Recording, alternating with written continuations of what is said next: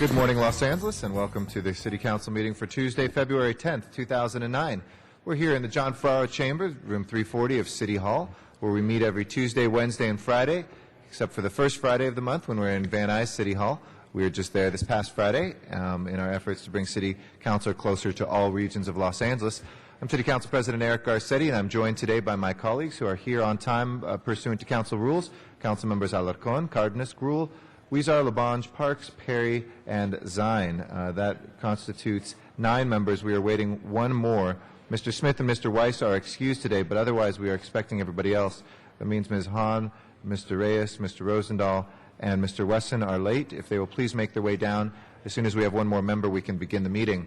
In the meantime, I want to welcome our viewers on Channel 35, our city's cable system, which broadcasts us live and rebroadcasts us in the evening. Welcome to our viewers, as well as the members of the public who have joined us here in Council Chambers or in our Van Nuys Council Chambers, where we broadcast live our meetings and are able to take public comment remotely from our Van Nuys City Council Chambers. Our agendas are available in the back, also online. Those are made available 72 hours in advance in our city clerk's office or online at our city's homepage, lacity.org. If you aren't close to a television or don't have cable, you can always use your computer to watch our council meetings at lacity.org. There are links on the left, and we archive all of our past meetings as well for the public's convenience. We also have a telephone service where you can call in using your phone to listen to the council meetings. That number is 213-621-CITY, 213-621-CITY, and it is called Council Phone.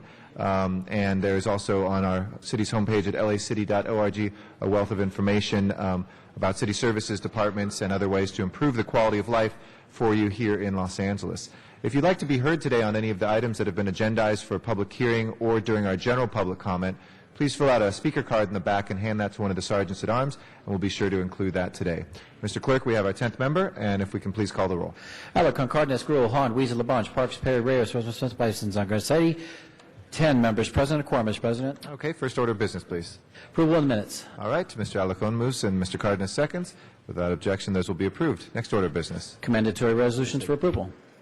Mr. Parks moves and Mr. Labange seconds. Without objection, those are approved as well. Next order of business. Mr. President, this is Tuesday, and there's a flag salute. Yes, if I can have everybody please rise, and we'll do our our weekly Pledge of Allegiance. Mr. Labange, would you be kind enough to lead us? Thank you very much. Good morning. If you place your right hand over your heart, repeat after me.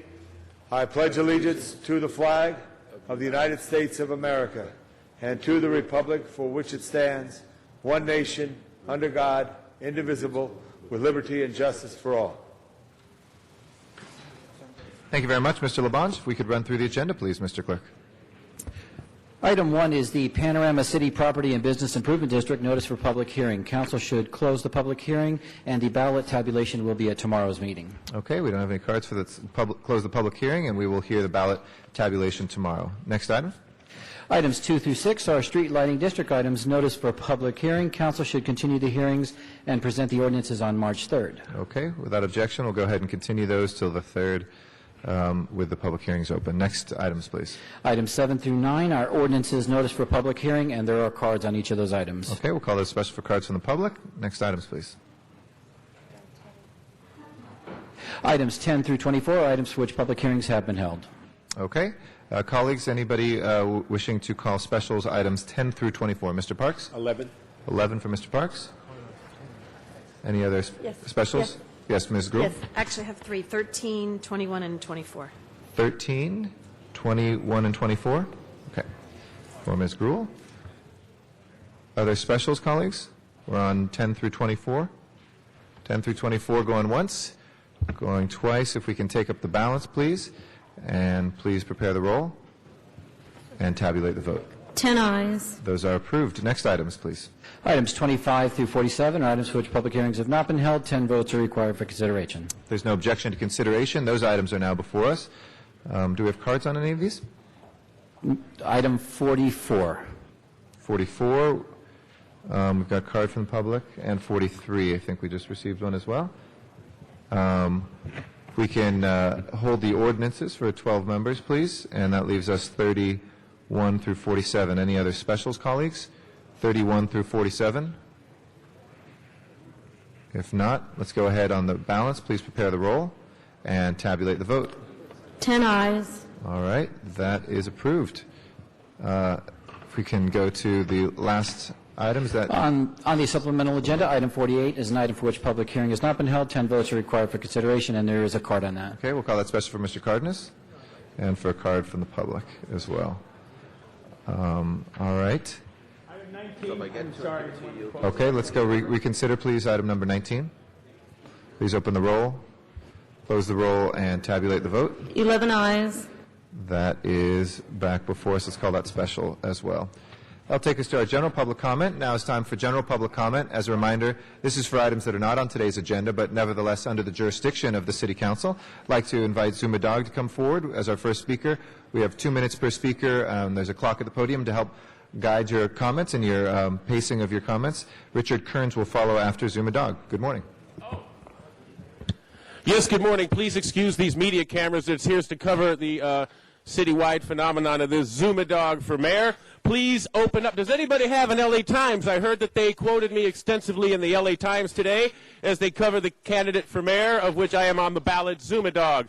Also, please, I know Pat Morrison, a lot of people here like to listen to Pat Morrison.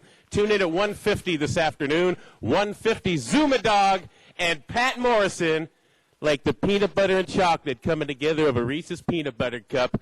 And also, Good Day LA. A lot of people watch Good Day LA. I'll be on Good Day LA Friday in the 7 a.m. and 9 a.m. hour. Little Zuma Dog media update. Zuma Dog for mayor, ZumaTimes.com. Now, something very, first of all, we have some people here from Echo Park Neighborhood Council. They have some concerns about council staffers that sit on other neighborhood councils as board presidents, and I've been saying all along, it doesn't do any good to have an independent system when you have city council staffers sitting as board presidents on the other councils. But here I'm to talk about, I had to send a memo to President Barack Obama because I'm concerned again of racketeering charges regarding the city's affordable housing. What they have done is made a blanket ordinance where the hotels, the mom and pop small hotels, 25 to 50 units, well, the city has said these are now affordable housing units. These are about over $1,000 to $1,800 a month. They don't have kitchens. That is not affordable housing units. It is a scam. The mayor came out and said he added affordable housing units online. 19,000 of them are expensive hotel rooms, and the city will be going to the federal government getting money based on the affordable housing counts. And I'm here to say 19,000 of them are expensive hotel rooms. Barack Obama, please look into it. ZumaDogForMayor.com. Thank you. We have 12 members. If we can take up the 25 through 30, the ordinances, please.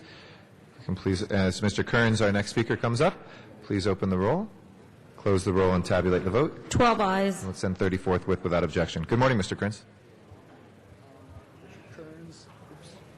Richard Kearns, AIDS activist, long-term survivor, medical cannabis patient and advocate. I'm here this morning to urge you to establish permanent medical cannabis community advisory board as a midwife of sorts to bring our community into being. I have a quick culture shock picture for you. Medical cannabis use today does not necessarily employ the time-honored joint-rolling methodology of my long-gone undergrad days. Today I follow recommended harm reduction strategies when I medicate. I use glass technology, which means glass pipes, and concentrates such as keef and hash for cleaner, more efficient ingestion.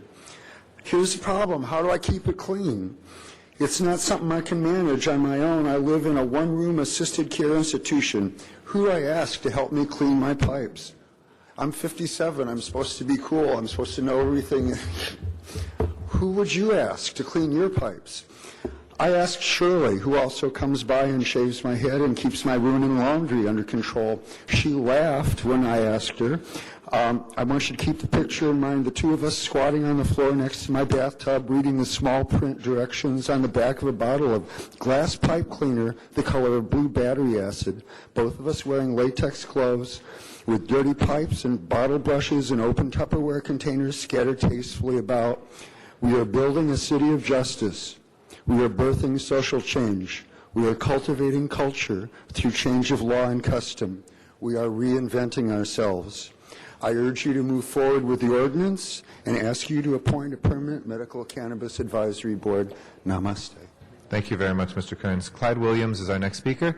After that is Mr. David Lugo. My name is Clyde Williams, 4115 Barrett Road, El Sereno, CD14.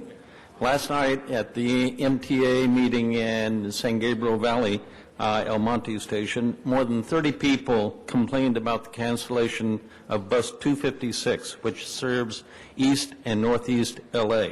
More than 1,600 signatures on petitions also oppose the cancellation.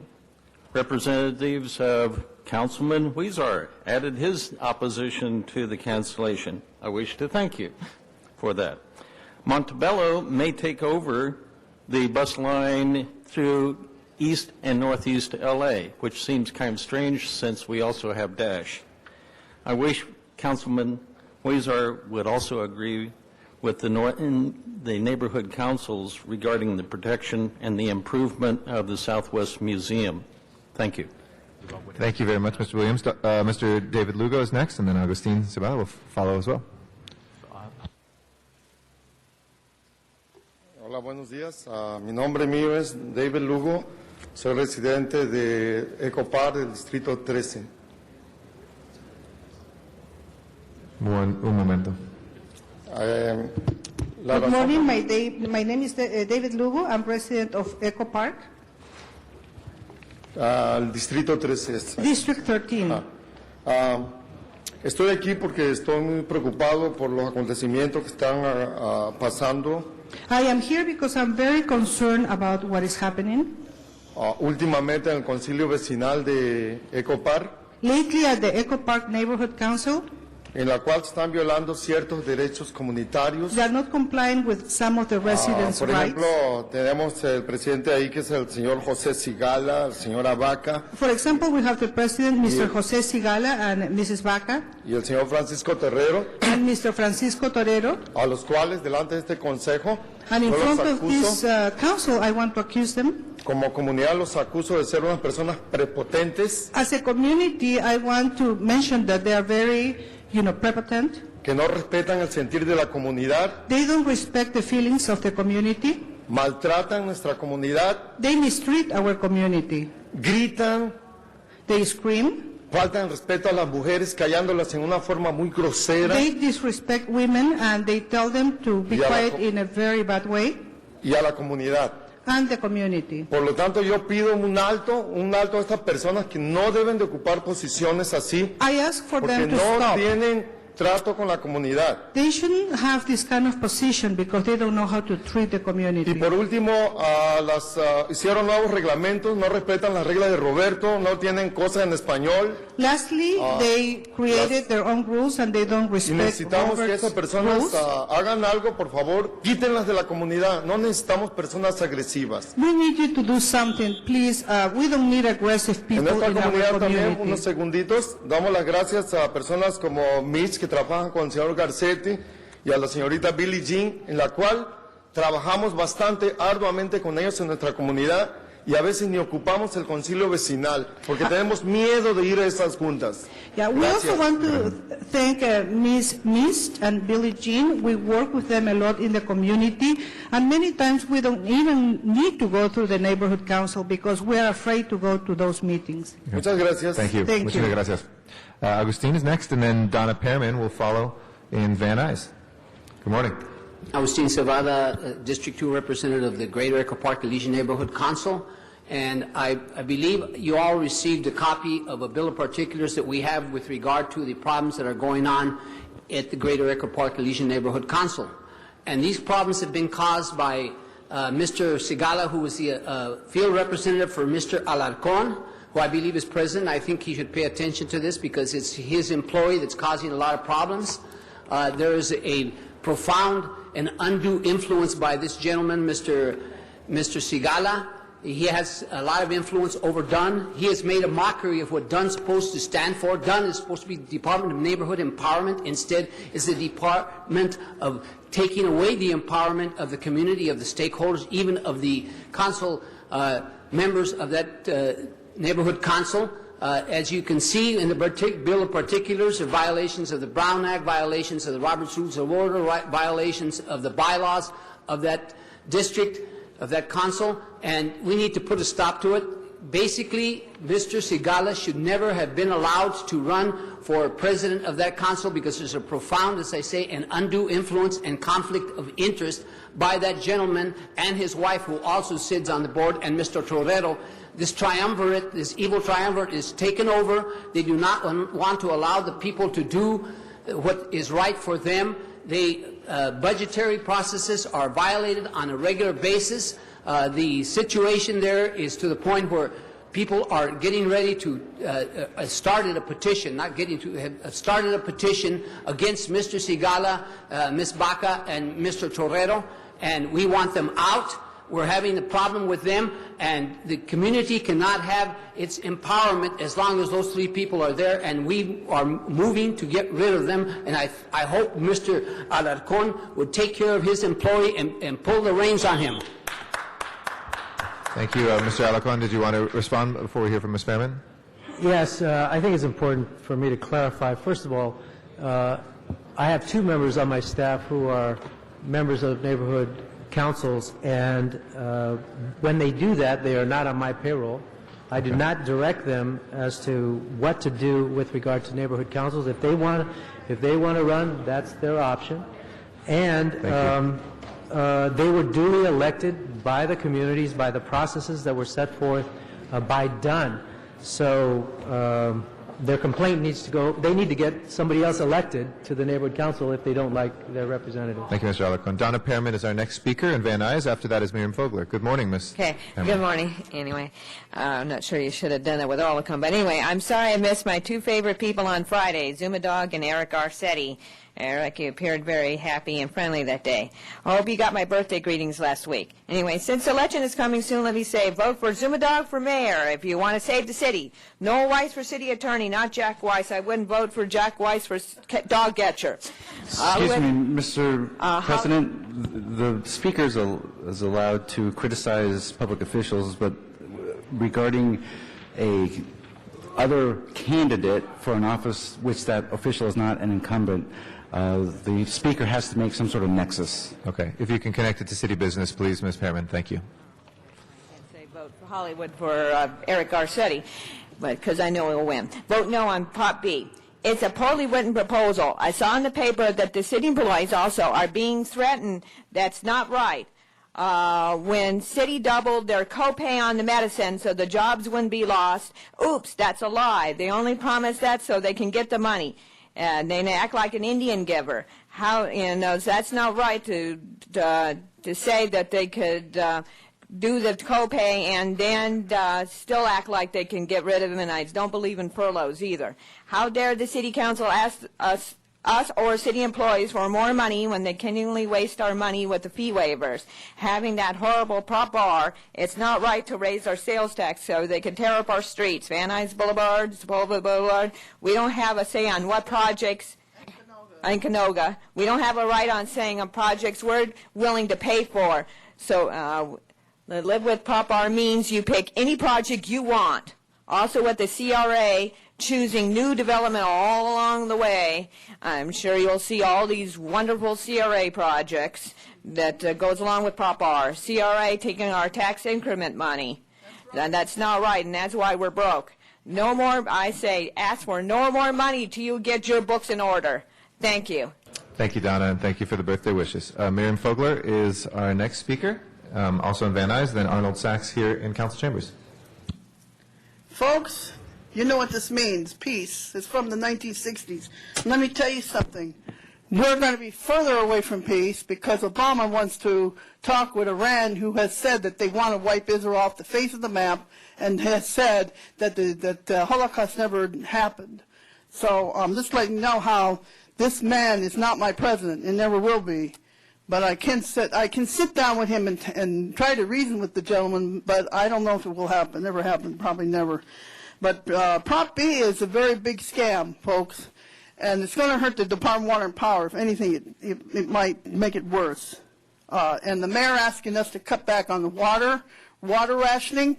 Let me tell you, folks, they're using all this water to build these infrastructures, these public projects. So the more development that goes on in the city, folks, the more water they have to have. So that's why they're asking you to cut back.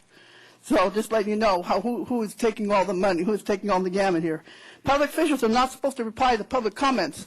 Now, she has the right to criticize a member of council, but again, you have no right to say nexus, Mr.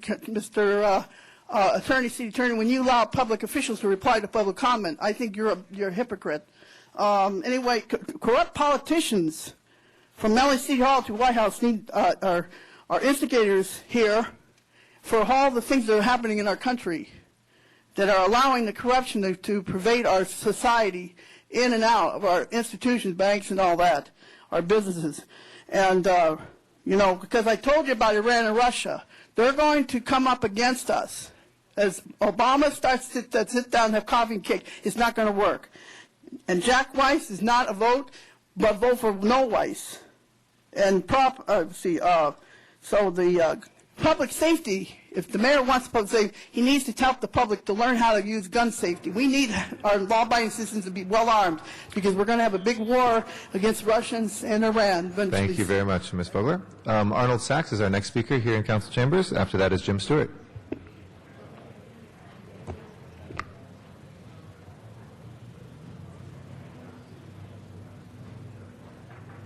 Mr. Sachs and then you, Mr. Stewart. He's just making his way forward.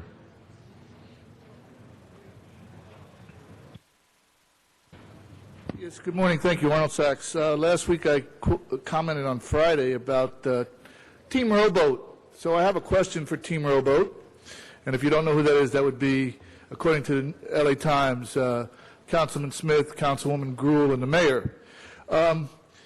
Since there's not going to be any debates, but just out of curiosity for the public's benefit, do you support the controller's actions taken against the present city attorneys, requesting the audit of the city attorney's office, or do you find that that will be detrimental to your operations? And since you're on, as Councilman Smith stated in the newspaper article, we're team members, and the article went on to say that it would create a front of the three people in the council, well, two people in the council and the mayor. Just out of curiosity, since those are two ends of different rowboats, how do you feel on that? I'd like to thank Councilman Parks for clarifying the Mid-City addition to the Expo moniker. In the Transportation Committee, he gave his props to Cocaine Mike Hernandez for his assistance. Now, I understand that ex-Councilman Hernandez cleaned up his act some time ago, but his handlers, the people that were supplying him, they're still in the picture. That's where the Mid-City comes from. The DWP solar program, a few comments on that. Last week, the City Council authorized an equine committee. I suggest the Council authorize a committee on flying pigs, get ahead of the curve, because if you believe that the DWP will build on, or that LAWA will give up 400 acres of property, then pigs will be flying, and you might as well get on top of it. And cargo scanner at the Port of L.A. Last year, prior to last year, the Port of L.A. mentioned that they weren't going to use a scanner for $90 million. Where's the money? The scanner they haven't used is $2.3 million. Thank you. Our next speaker is going to be Jim Stewart. And I would just remind you, Mr. Sachs, that personal profane remarks or threatening or personal language is prohibited. We would appreciate, as we protect your right to express whatever ideas you have, that you not make personal remarks towards people with monikers like that. Jim Stewart is our next speaker. I'm Jim Stewart. I'm co-chair of the Global Warming and Energy and Air Quality Committee for the Angeles chapter of the Sierra Club. The National Sierra Club has made global warming its top environmental action priority, and we in the Angeles chapter are very pleased to be able to support Measure B. We have the regrets that the process was rushed and that the neighborhood councils were not considered fully, but the past is the past. We now have a very excellent ballot measure, and we urge all residents of the city to support this measure. This will not only reduce global warming, but it will increase good quality local jobs. we're going to look forward to a wonderful increase in our economy in this city because Measure B will provide lots of good quality local jobs, and we recommend support. The Huron report is online, and it can be downloaded for anybody that wants to see how helpful this explains that the costs are going to be insignificant, maybe another 1%. Thank you very much. Thank you very much. Chris Rowe is our next speaker. After that, we'll go back to Van Nuys, and Rick Nightingale will follow. Good morning again. Good morning. I want to tell you, this is a nice day to think about Valley secession again. And it's, I want to say, Councilman Zine, I don't see him right now. I respect Councilman Zine. You know, this drive, an hour and a half today for me to try to get down for the energy meeting. The neighborhood councils, President Garcetti, the neighborhood councils are here to educate the community and to work to advise you. And it's terrible that we're being put in an advocacy position, you know, on Measure B, because we have seen the presentations with the DWP and we interpret things a little bit differently than the ballot measures do. And so we're forced to run around, you know, acting as activists. And it causes me concern that we're being put in this role. So I do want to reiterate to you that contrary to what the DWP said upstairs at the energy meeting, that we at the neighborhood council do not have the time for full programs to be put on rapidly before the election day. And I'm also concerned that we are not getting the voter sample ballots, the big 40-page booklets or whatever they are, sent out to the community before the absentee ballots are being submitted. People are voting on them. So I hope that people understand that everybody wants solar energy. Everybody wants this project to work. We want alternative energy. But it's the process that we went through that we have a problem with. And thank you very much. Thank you very much, Chris. Rick Nightingale is our next speaker in Van Nuys, and then Olga Hall will follow here in Council Chambers. Yeah, good morning, Rick Nightingale. I see that the mayor, he turned around and wants water conservation. It all sounds good, I says, but, you know, like, I bought a house in Northridge a few years back, and I mean, I got close to 3/4 of an acre, and it's all nice and green and so forth and so on. And now you turn around and you come back and he says, well, guess what? We want you to cut back and you can only water 2 times a week and so forth. Well, am I supposed to give up $200,000 worth of greenery and shrubs and flowers and so forth that you people can't get your act together and give us the water that we do need? This is your job. This is what you are elected to do to help the people. But no. It all comes back to us. Every mistake that you people make and you don't learn with your mistakes, it comes back to us to haunt us. The city of Los Angeles is well overcrowded. You know it. Yep. There's nothing you'll do about it. You think the more you get, the more money you'll get. It don't work that way. The housing situation is down the toilet. So what do you do about that? You can't keep building and building and bring more people. You have this thing as a sanctuary city. It hurts our laws. It hurts everything else regarding us. It overdevelops the area. There's no bare land in the city of Los Angeles at all.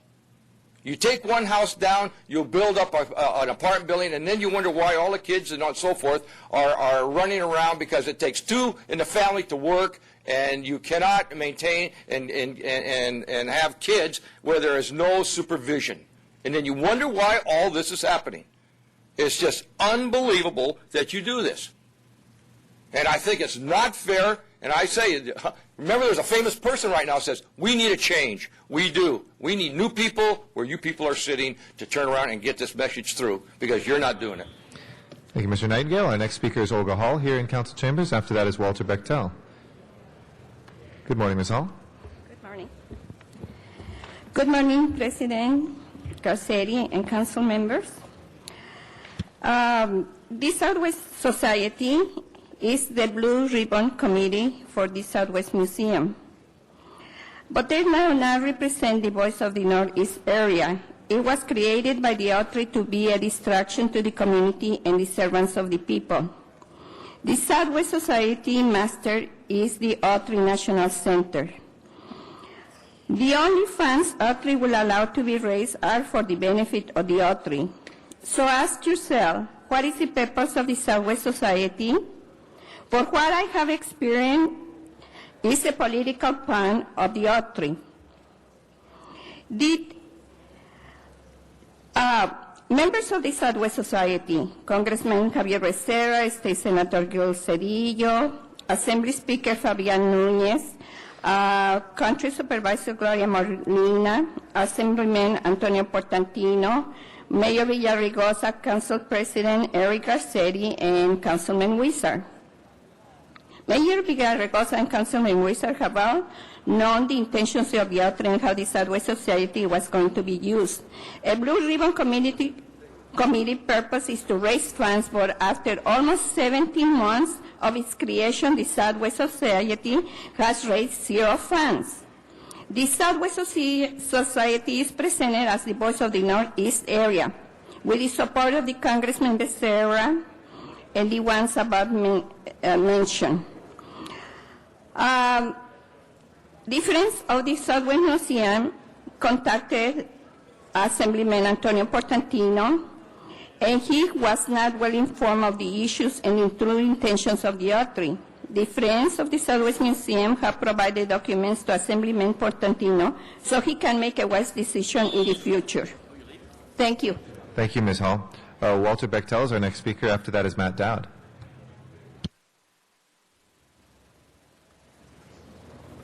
Hello, thank you. I wanted to come in and mention, because the 30th of January, Chief of Police Bratton got up on the radio and he said that you guys can come up here and stick out your long necks and we'll cut them off. He was speaking about gang members. So first of all, I'm going to say I'm not a gang member and I'm not associated with gang members. I did say something about Notorious B.I.G.'s murder, etc., but I'm not a gang member, and many of the people working in music were trying to allay the difficulties with gangs, etc. 2 days later, less than 2 days later, somebody out in front of a costume ball over at 8th and Broadway attempted to murder me by running me over in the crosswalk. 2 police officers came out. I told them what happened, and the only thing they said to me is, "Why do you want us to file a report?" I don't know. I mean, if somebody tries to kill somebody, why would anybody want to file a report? I've had this problem in other parts of the city when people have committed serious crimes against me, not just illegal wiretapping, etc. I don't think that if somebody says he's trying to stop crime, he's not doing that if he's encouraging people to do something by proxy or otherwise to commit a crime against somebody else. I don't have anything to do with that. I think somebody should explain that to Mr. Bratton about what's really going on. I don't appreciate him referring to me that way. Thank you, Mr. Bechtel. Our next speaker is Matt Dowd. After that is Richard Robinson.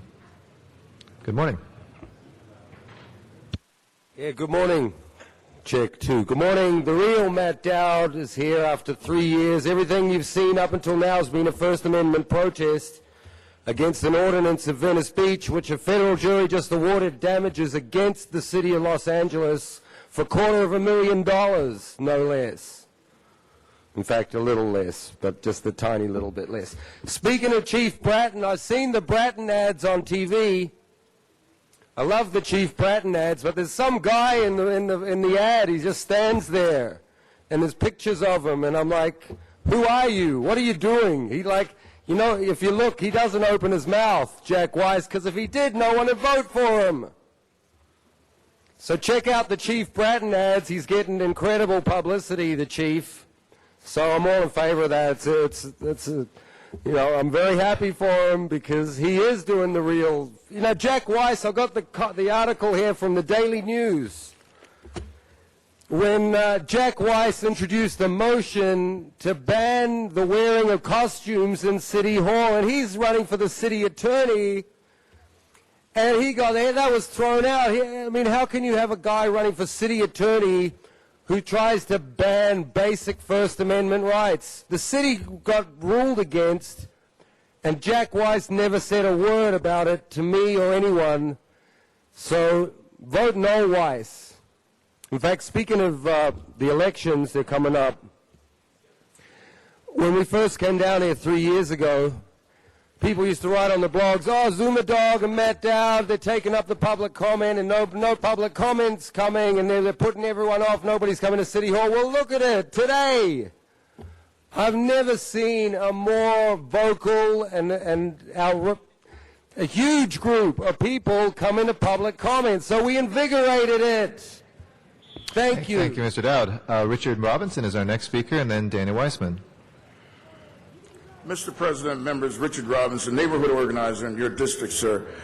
Because this city is Taipei, Taiwan's sister city, the city's council should help those Taiwanese Americans who are being victimized by those who hate Asians. Sir, because Sheriff Baca's wife is Taiwanese, I've asked him to help me with my community COP, Community Outreach Program, 1-800-something or other someday, window stickers, private security, bring my brother out of Michigan and help to give his life substance now that he's 70 years of dedication, can be matriculated into a private security network, having worked with the Michigan State Police and the federal government for most of his life. Sir, because Sheriff Baca's wife is Taiwanese, I've asked him to help me with my community outreach program, a neighborhood watch. Approximately 20 years ago, I began building that neighborhood watch at Hollywood and La Brea. My residence is owned by my friend, Robert Yu. He and his security guard, Mike, who is Chinese and horribly victimized by some of Chief Bratton's less than noble citizens. Well, I forget my train of thought, but President Obama's stimulus package and his bailout of our economy's financial institutions promises to be just the ticket needed. Don't forget, expediency is necessary here in the stimulus package. Let's not make perfection the enemy of essential, necessary. Thank you. Thank you very much, Mr. Robinson. Danny Weissman is our last speaker in general public comment. Mr. Weissman. Thank you very much, Mr. Garcetti, members of the council, those still here. It's always nice to see them. This is our every 2 minutes counts. We have 2 minutes upstairs. We can continue it here. I wanted to read you the resolution that my neighborhood council, West Hills Neighborhood Council, passed because I think it is a good example of the attitudes of the neighborhood councils. You heard Mr. Avila upstairs, those of you on the Energy and Environment Committee, say that there had been something like 30 neighborhood council visits by the Department of Water and Power people. I think it's a little closer to 20, but I won't fault him on that. But there are 22 neighborhood councils who have already gone on record in something that reads like this. I think it reads like this because I wrote it and took it to number those councils. Be it resolved that West Hills Neighborhood Council supports green power and sustainable energy, but it does not support Measure B and urges a no vote on Measure B. Be it further resolved that West Hills Neighborhood Council urges the DWP and the City Council, you, my good friends, to properly present and openly discuss a total solar energy plan before it passes any ordinance to implement solar energy program in Los Angeles. Finally, And this really addresses a problem with City Council and the City Council files. West Hills Council will provide the city with a community impact statement to be attached to files, and I put 3 different file numbers, including the one that was sort of hastily put up today. We're having trouble keeping up with you guys. You make files faster than we can come to meetings. However, I know we must have been saying something right when the president of the City Council has to respond by revoking the law of supply and demand. Thank you for that, Mr. Garcetti. Happy to do so. Thank you very much. Gary Schlossberg is our last speaker for public comment.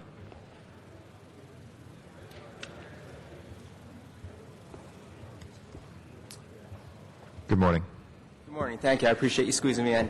My name is Gary Schlossberg. I'm a candidate for City Council for Council District 13, again, the seat occupied by Council President Eric Garcetti. I'm here today. I'm pleased to announce the endorsement of my candidacy by the San Fernando Valley and Northeastern LA chapter of the National Organization for Women. I'm very proud to have their endorsement.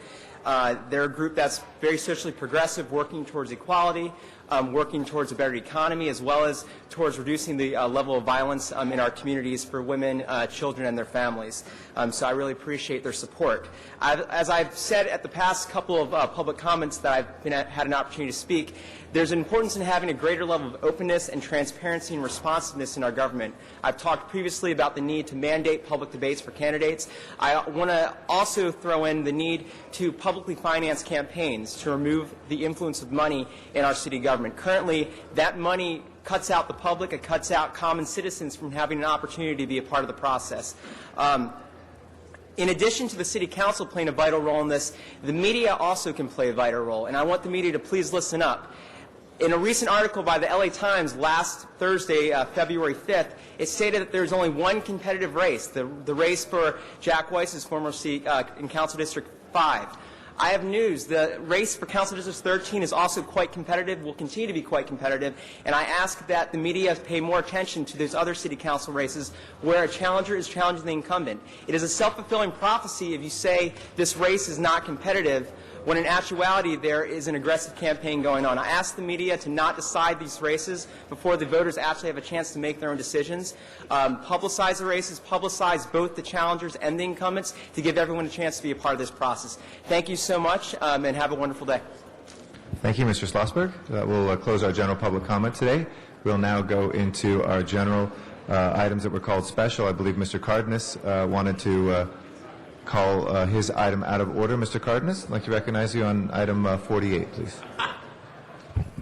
Thank you very much. I'd like to ask that the FCC Commissioner Jonathan Adelstein, if he could please sit at the table, and then also the staff from the IT Department of the City of Los Angeles. I want to thank the Commissioner for coming to Los Angeles. There are many, many, many cities in this country, and we have you visiting us and giving us your perspective on what's happening with the digital conversion, and also the fact that February 17th was a very ominous date across the country, and that apparently the City of Los Angeles, even though these broadcasters can in fact convert on the 17th of February. Los Angeles seems to be in a unique situation there, and if you could tell us a little bit about that, and also please introduce yourself, and if you could share with us what the relevancy of the FCC is. It's very relevant, what the relevancy of the FCC is, and maybe give us some examples of the kinds of things that we deal with on a regular basis, on a day-to-day basis here locally, that the FCC has responsibility and jurisdiction over. Thank you. Go ahead.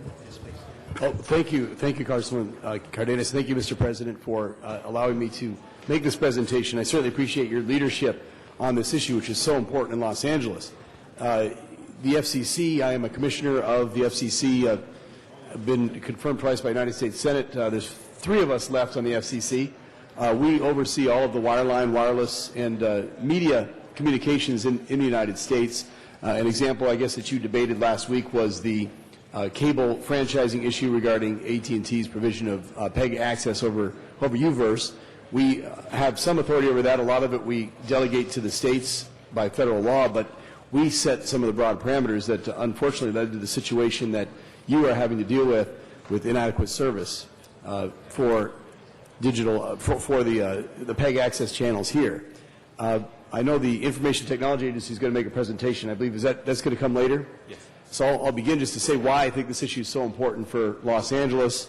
As you know, there's been a lot of attention on the digital transition lately, and you've seen that it's been delayed from February 17th until now June 12th. It's a good thing for Los Angeles, is what I can tell you, because this city was not ready to go, and the United States was not ready to go. We weren't ready for prime time. The issue should be a non-event. If we all did our jobs and it was smooth, we wouldn't hear a lot about it. But because it's been so poorly managed by the previous administration, we had the potential of hundreds of thousands of people waking up in Los Angeles and finding snow, not on the ground but on their TVs. I don't know what would alarm them more here. Certainly, we have to worry because there's serious issues here. It's not just about entertainment. It's about emergency information, particularly all the dangers, man-made and natural, that face you here in Los Angeles, but also the democracy itself and all of the information that goes out over the airwaves, of which there should be much more, as Councilman Rosendahl has fought so hard over his career to ensure that, in fact, there is more democracy over the airwaves. I've tried to fight for that in my minority position on the FCC, and now I'm thrilled to be in the majority. Thanks to the ascension of President Obama, we are going to bring attention to that. We're going to make sure that the PEG access issue you're concerned about is dealt with in an appropriate way on our level. But what here I want to talk about is this DTV transition and what we can do in Los Angeles to make your lives easier for your constituents. This refers to the migration from analog to digital technology. All analog broadcasting from major broadcasters is going to cease on June 12th. What's significant about this is that despite the delay, we allowed stations to go early if they wanted to. On February 17th, when they were supposed to go, we learned last night, based on information that we were requesting from broadcasters, that every broadcaster in LA is going to wait until June 12th, which is a great relief, because I think it would cause some confusion if some were going and some weren't. So I'm pleased with that development. This digital transition means that local broadcasting stations can provide a lot of good things to constituents. It's a more efficient type of technology. So you can, with that same space you used to have one channel, now there's space for 4 or 5 TV channels. Maybe it'd be nice if they would dedicate some to local elected officials and to issues confronting the community and democracy. We, the FCC, have a responsibility to make sure that happens, and I think we will work in that direction. But on top of having more channels, you get better quality picture. You can get high definition. You don't have to, but digital looks better even without high definition. You get better quality sound. But because it's so efficient, the federal government, the FCC, was able to take back a lot of the airwaves that were being used by broadcasters and dedicate them to 2 purposes. First, Congress set aside 24 megahertz for local public safety. The agencies that you oversee, police, fire, and ambulance, as you know how congested the spectrum is for those public safety agencies, it was critical that we give additional spectrum to them to be able to do interoperable broadband networks so that police, fire, ambulance can talk to each other, different jurisdictions can talk to each other, state can talk to federal, can talk to local, all using broadband, so we can email a big fat piece of data to a fireman in the field with the blueprints for a building that they're going into that is on fire. This is what we can do as a result of DTV. It's better for viewers, it's better for the public. Commissioner Adelstein, could you please clarify for me this digital conversion, this nationwide digital conversion that is supposed to happen, now it will happen on June 12th of this year. Was that something that is going to happen because broadcasters just want to be fancier, or is it because it's a better system and the system that we have, the analog system, for example, that we have of the past, is that considered an old, outdated system compared to digital? I mean, can you tell us in a nutshell, why are we even doing this as a country? I mean, what's the main reason? Digital is a lot more efficient. Virtually all communications are moving towards digital. And the reason is you can do more with less. You can fit additional channels in. You can get better quality picture and sound. You can get additional spectrum back for public safety. And on top of it all, we captured back enough spectrum, even after doing all those benefits, that we could give enough spectrum is sold for $20 billion to AT&T and Verizon for them to deal with the demand they're getting. You can imagine how many people are watching videos produced right here in Los Angeles over their over their handheld devices, they needed more spectrum too, and we got them $20 billion worth for these companies to feed the demand on wireless devices. So it's more efficient. It's better for the viewers of television, but on top of that, it's better for the country because it protects public safety and it protects the people that want to use wireless broadband. So, for example, on this digital system, is one example the fact that if you have now a digital system, you can actually create something where there's two-way communication, not just one-way communication? Right. You can do broadband communications as well. I mean, if you're talking about the spectrum we sold to the television itself. Yeah, but what I'm saying is people are used to our old system. They think of it as just television, where you turn it on and you see your favorite show or your news broadcast or what have you. But now with a digital system, does that allow for the opportunity that households that never used that kind of thing, that TV, that box in their room, for communicating back and forth, can they potentially communicate back and forth if, in fact, they now have a digital system into the future? Someday in the future they will be able to. Right now that type of system isn't being on the market. But this is the basis for that, yes, right? The is. old analog system really isn't a good basis for such a futuristic opportunity. But exactly. A digital system is, in fact, the basis for us being able to get there and see that happen in most anybody's households into the future. Yeah, the digital allows a lot more information to go over. I mean, you can have a program guide like you have on cable. Everybody gets that for free over the air. So the idea here is that people can get this better quality television, and they get the program guide without having to pay for it. They get more channels. There used to be 13 channels here in Los Angeles. Now you can get 55, and you're able to access and see what's going to be on 60 Minutes in 5 hours and who's going to be on it, which before you'd have to pay for. So the idea here is we want people in Los Angeles to be able to continue to get free over-the-air television without having to pay for it, but it's not going to work unless everybody's ready. They have to get this converter box in order to make that happen. And a lot of folks haven't yet applied, or if they have, they've been caught up because the federal government, as I said, which mismanaged this, ran out of money for the coupon program. This coupon is a $40 coupon that we promised 2 per household that would subsidize the cost of a converter box. You stick this converter box on top of your television set, and it makes it into a digital TV right there. Your old analog TV, no matter how dumpy and old it might be, looks great with digital. And you don't have to buy a new one. You don't have to get rid of it or recycle it. And there's a lot of bad things in those TVs. We want people to continue to use them so they don't have to buy a new TV. So one thing that constituents should not be concerned about is this some kind of gimmick by the television makers to go ahead and force everybody to go run out and buy a new television. People don't have to run out and buy a new television, especially, for example, if you happen to be, maybe you're a senior, you've been retired for maybe 15, 20 years, you still have your old 20-year-old TV. It's not the modern digital TV. You don't have to run out and buy a television, right? You can actually get a converter box, and like that little card you just showed us, with that you should be able to get at least one converter box.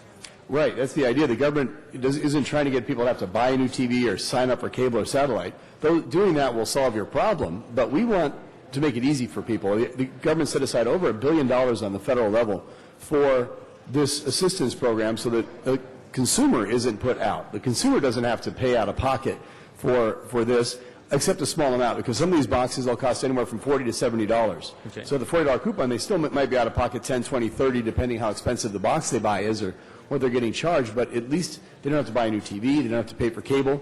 And once you have that, it's free over-the-air television for as long as your television lasts. You mentioned, Commissioner, that the federal government didn't fund it well enough to get enough of these coupons available to enough people. What's happening between now and June 12th, or do you anticipate happening between now and June 12th that would actually make it better and more people will be ready on June 12th? Well, just today the Senate passed the stimulus bill. The House already passed. Both the House and Senate packages have $650 million to restore the coupon program, in addition to some money for outreach.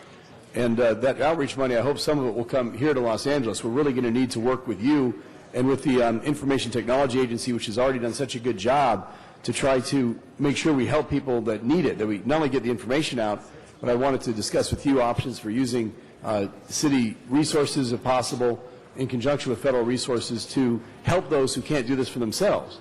Most people can hook up that box pretty easily. They can, you and me might not have any trouble with it, but if you're elderly, you might have a disability, you might not speak English, it may be much more difficult for some to do, and we're setting up an 800 number. We're working with the cable and the broadcasters to have 800 numbers to answer questions. But some people are ultimately going to need somebody to help them. And I don't know whether we can find a way to work with you to mobilize some of the resources you have to get some city officials to help with that, either paid for by the federal government. I know how strapped you all are, but find a way to make it possible, because I don't know how else we're going to get the kind of help people need. I was in the collection of yesterday. I went to visit the black churches, the ministers from them, to help them have congregations do this for themselves. I mean, the problem here is, and I'm warning you here in Los Angeles, I come from the federal government. We're here to help, but we haven't done enough. You're basically on your own to some Sorry, I chuckle extent. when you say that, but go ahead. You should, because we haven't helped enough. I mean, the federal government does not have in place a nationwide program to make sure that folks have the help they need. If we don't get this right, your phones are going to be ringing off the hook along with ours saying, what happened here, and why didn't you do something about this on June 12th? We'd like to prevent that from happening by doing proper planning, working with you to come up with a plan for the city of Los Angeles to make sure that those in need get it. So potentially, I mean, in Los Angeles, to put it into perspective, it could be as many as 100,000 households are going to be immediately affected by this, that their TV is going to have snow on it or go blank, basically, on June 12th, if they're not prepared, if they don't get this coupon, if they don't get that converter box and get it hooked up. And it's important for us to understand is that we can't just stand around and say, well, the federal government implemented this, it's their problem. No, it's our constituents, it's our issue, and we need to be here to help. And I was just thinking, as you were saying, I was thinking about the most vulnerable population might be seniors.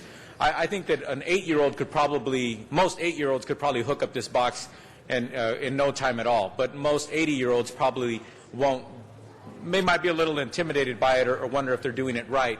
So I think it's important for us to figure out ways in which we, the federal government, the local city government, our departments here in the counties and cities that have contact with a lot of these families or these households, that we figure out ways to put notices in their monthly statements of whatever kind, and also make sure that we have, say, counselors or what have you that are dealing with low-income families or seniors, that they also take it upon themselves to mention that, hey, you need to call this number if you want a converter box or what have you. I don't know if you need one, but just know that. I think it's important for us to understand that it's more than just saying it's going to happen and let it happen. We have to make sure that we help make it happen in a way that we reduce that 100,000 households or so, just in Los Angeles alone, that are going to be affected by it literally overnight.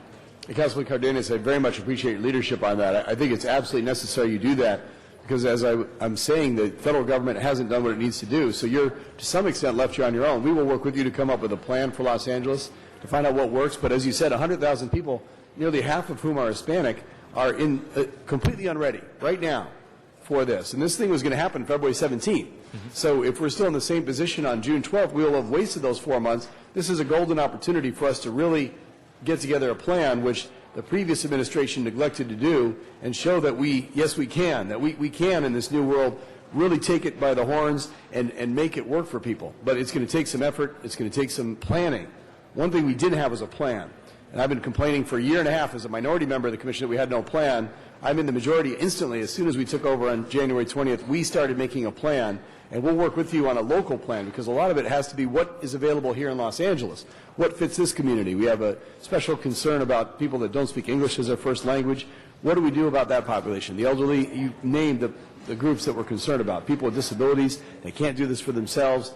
If we don't have a plan, it's going to be a bit of a mess on June 12th, I'm afraid. I think it's important for us to recognize we're a community that has a certain aspect to it and a certain needs and certain realities. For example, it's my understanding that the #1 news broadcast in the Los Angeles region is in fact Spanish news broadcast. So it's really important for us to understand that, again, we need to help when we can. Just the other day, Jose Huizar and I were asked to brush up on our Spanish and do a PSA in Spanish just on this very issue. So I think it's very important that we respond and that we act accordingly and make sure that all constituents in the Los Angeles community are as aware as possible, because I think it's going to be, it's not going to reflect well on both you, Commissioner, the federal government, us here locally, if we just stand and watch and we just let it happen. We have to be proactive. And I just want to get people to understand how unique it is and how grateful we should be that an FCC commissioner has come to Los Angeles, afforded himself to be able to dialogue with us and talk with us and explain to us what's coming down the pike and that's so important to our constituents. I want to take this opportunity to thank you very much for taking the time to do that. There are thousands of cities in the country, and you chose to spend time here in Los Angeles to help us, to inform us, so thank you very much. At this time, I'd like the IT department representatives to please give us a little bit of your input on what we should be doing, what we can be doing, and what we're getting ready to do. Council members, Mark Wolf with ITA. Councilman, since January 2008, just a little over a year ago, the city has been actively engaged to publicize the DTV transition, and as Commissioner Edelstein has indicated, it will impact viewers that receive their television signal over the air using rooftop antenna or rabbit ears. At Council's direction, ITA took a leadership role in... Mark, I think it's important for people to understand. Most households don't use the rabbit ears and the antenna on the roof. Most don't. But I think it's important for us to understand that not everybody has converted to cable or satellite or what have you. Many households, as much as 100, by our guesstimation, easily 100,000 households are using the rabbit ears or the old-fashioned antenna on the roof. They're not getting cable channels or 50 channels or what have you. They're getting the old 13, 14, 15 channels over the airwaves, correct? That is correct. So it's incumbent upon us to not forget that those are our constituents as well, right? And that's who we're trying to help. Absolutely. And with that, we have, in order to get the word out, we have placed information for over a year now on the city's website that directly links to the resources that FCC has put out through dtv.org.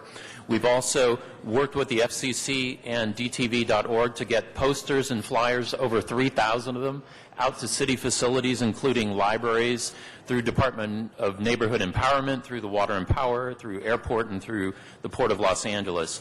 We've also taken the PSAs that they've developed and ran those on the city's government channel, Channel 35, and we're continuing to run those as we get updated information with the new deadline for June 12th.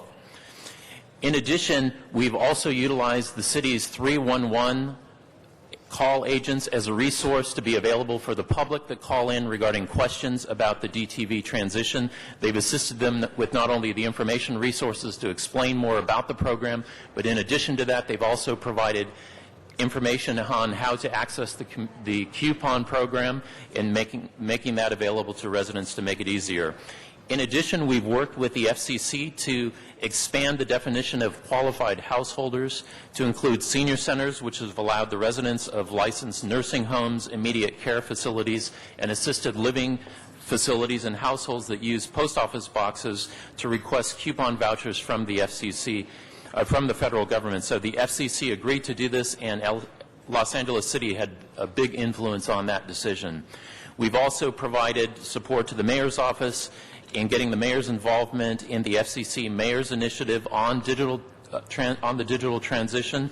And our mayor was one of the first of the large mayors in large cities, U.S., to publicly lend his support to this initiative. So ITA is currently updating its outreach effort to get additional content which we now can get out for the new deadline for June 12th, and we'll be also, again, publicizing using the different resources that I mentioned for the outreach effort. And in addition, beyond that, we'll be working with the FCC and DTV.org to, as the Commissioner has indicated, look at what resources we could leverage from the Los Angeles community for helping make that transition easier. Thank you. William, any comments? No, actually, the good thing about working with the FCC through the leadership of the council that put us onto this in January of last year to make sure that the city was active with is that we did it without additional resources, without additional funding. Staff did what it needed to do to get the word out. We're continuing to work with the Department of Water and Power, who we hope will send out a mailer so that all the residents of the city of Los Angeles will receive the notification of this digital transition in the particular language that they speak for whatever household gets it. And more importantly, staff from the FCC, while we were here, began discussing starting help centers in either the parks and recreation departments or with the libraries, so that during certain hours, maybe staff could get involved in providing assistance to those that are getting the boxes. We expect, as you can imagine, that there's going to be a great influx of calls to the 311 call center, to ITA, to the city council offices, as to what to do with these boxes once they have them. And we're hoping to have something in place to do that. We're hoping that the FCC is able to get additional funding so that if we do need that funding, we can actually help persons that are unemployed, that are technically savvy, to help our residents during certain hours, and maybe at our public facilities rather than in homes, and if necessary in homes, as long as they're properly licensed, of course, by whatever agency we can do that through. I mean, there are some things we have to do, but we have a very short period of time in which to do it, and that's where we are right now today. Thank you. Thank you. Thank you for that update. Thank you. Thank you very much, Mr. Cardenas. Our next speaker is Mr. Rosendahl and then Ms. Gruhl. Mr. Rosendahl. Yeah, thank you, Mr. President. Thank you, first of all, Mr. Cardenas, for giving the viewers out there an opportunity to really understand this digital conversion that's going to take place on June 12th. We all need to understand that, and I thought that was brilliant. I just want to welcome the Commissioner to our city, and I look forward to your leadership. If I could just ask you a generic question, under the new day that we're in now, what do you see as the FCC's role when it comes to this whole First Amendment business? Well, you know, in terms of content regulation, the FCC is highly restricted in terms of what we can do under the First Amendment, but we have an obligation to ensure that broadcasters are functioning in the public interest. That's our charge on the FCC. I'm afraid that we haven't lived up to our mandate from Congress to do that. We need to have public interest obligations on new digital broadcasting. We talk about these additional channels that all of your viewers can see. You're going from 13 channels here in LA to 55. What's going to be on those additional channels? What's going to be on those that are relevant to the city, to the democracy, to the issues that voters will have to deal with when they go to the polls? A study from right here in Los Angeles from Marty Kaplan at the University of Southern California found that there's a virtual blackout of any coverage of state and local and municipal affairs in television news nationwide, not just here in L.A. If it bleeds, it leads is all you see, and there's enough bleeding to be leading here in L.A. There's not a lot of room for what is the city council doing. But what really impacts the lives of the people in L.A.? Is it somebody got murdered in one part of town, or is it what you're doing here every day to affect how this city develops? So, Mr. Commissioner, when we get this expanded digital spectrum, did we give it to them for free, or is there a responsibility that they have with those additional channels? What kind of covenant is there with the American people over this happening? The spectrum was given to them for free by the federal government, and the FCC, which has the responsibility under the law to clarify what the public interest obligations are, has failed to even put out for notice. Hold my time, please. Comment. Me and Commissioner Copps, the two minority members, until a couple weeks ago on the commission, for 6 years we've been fighting to try to even discuss what the obligations would be on these digital channels, to no avail. We tried to ensure that when it comes to your local issues of franchising, that localities would be able to help out and ensure that cable systems were operating in the interest of local communities. And again, we were overridden there too. So I think it's a new day in Washington. We're going to now look at these issues that have been neglected over the last 8 years, and hopefully, as you asked in your big first question, it is going to be a whole new world where we can really take care of the people first and not just the companies that seek to profit by using the public airwaves. Mr. Commissioner, is there any opportunity to change the dynamic of these digital channels and demand that they do two things? One, that they give a revenue stream to the taxpayers. It's the public's airwaves, you know, not theirs.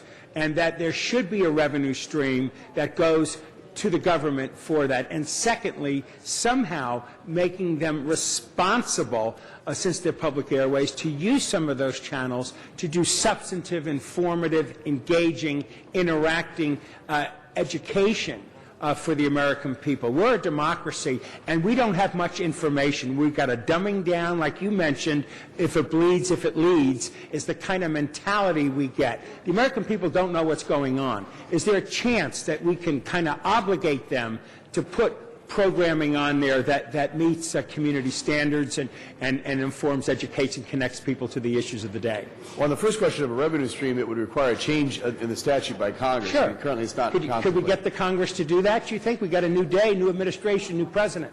not to be up to Congress, but the second one I do have a role on, which is what are the obligations? And this is a very difficult time for broadcasters, as it is for the entire economy. They're having perhaps the worst year in the history of American broadcasting. So at the same time, we're looking at ways of making them more responsive to the communities.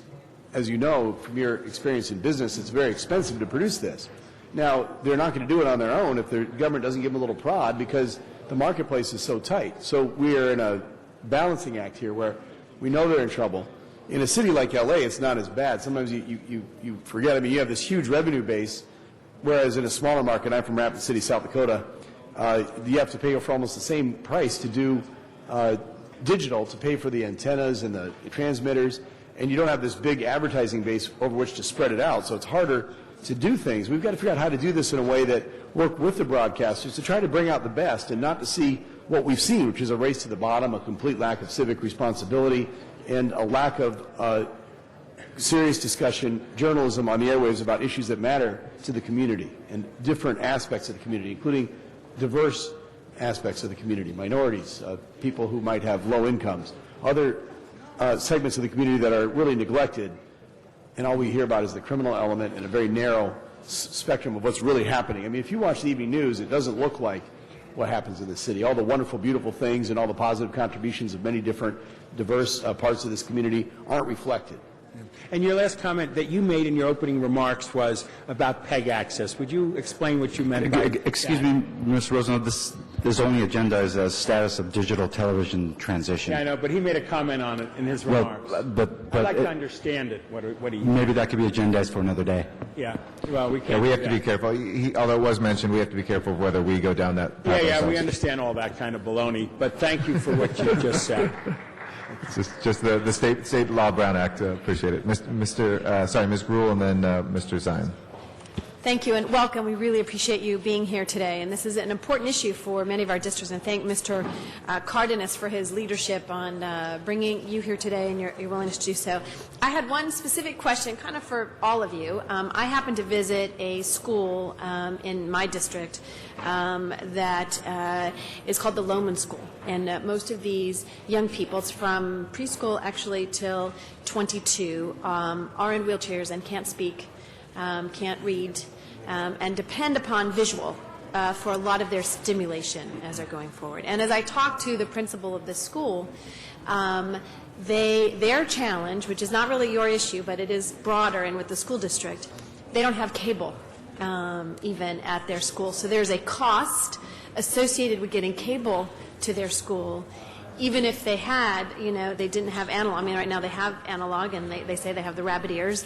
And I just thought that there's probably, it's not unique to Los Angeles, it's probably across this country for some of those schools, and particularly, again, because of, I think, for me, the emotionalness of that day and talking to the principals and the teachers and how they depend upon visuals in those kids who have smiling faces and are really having a life there at this school.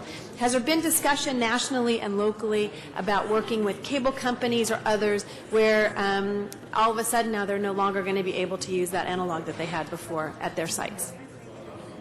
Well, there has been a federal movement to allow states to take over cable franchising, as you've discussed here at the City Council.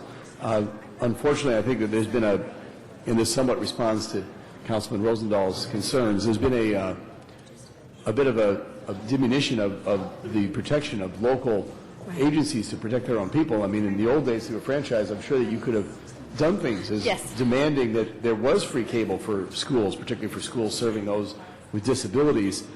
But now, and it was also state law, but we permitted this to go forward through some of the work that we did on the FCC. Over my objection, I voted against the video franchising reforms that were a 3-2 vote in the FCC. We need to revisit that now that we are in the majority. I think we need to look at how that works to ensure that PEG access is protected and that you have the ability on a local level to ensure that cable companies are operating, serving the community. And again, it just seemed they're worried about that June deadline for them and how they're going to be able to do that. And I'm going to try to help them in some way to get that cable to that location. But I think it is an important issue for our ITA and others in working with the school district. And if there's any, federal kind of activity, I would encourage that, because it really hit home for me on Friday when I visited there. And they're operationally is going to be a big challenge for them if they're unable to respond. So I don't know if ITA wanted to say anything as well. Have you had any conversations with? We started working with the LA Unified School District last year to see about a citywide pricing system for our major cable operator. And we are still in discussions with Time Warner on that. So if you want to offline, you can let me know what school that is, and I can talk with the LA Unified School District. We want to ensure that the governments in our areas that we work with, because LA Unified School District is within the city boundaries for a lot of the schools, that we have the same pricing system at the very minimum and at a low pricing system. Otherwise, we'll have to look to other options and see what we can do. So we're all faced with the same issues that came up because of the switch over to state franchising that really hurt the city, because all of our free drops to our schools and our libraries and to our public facilities went out the door on January 1st, 2009. Just so you know. And again, just is more dire with the changeover that's going to occur in June. So please let me know. I'd love to facilitate a meeting, pound the table, remind them how important it is, and be a resource for that. But I think there's still a lot of education we have to do for people to understand this change, and I think the extension helped in that ability. And I really appreciate you coming to Los Angeles today. Thank you. Thank you, Mr. President. Thank you. Mr. Zine.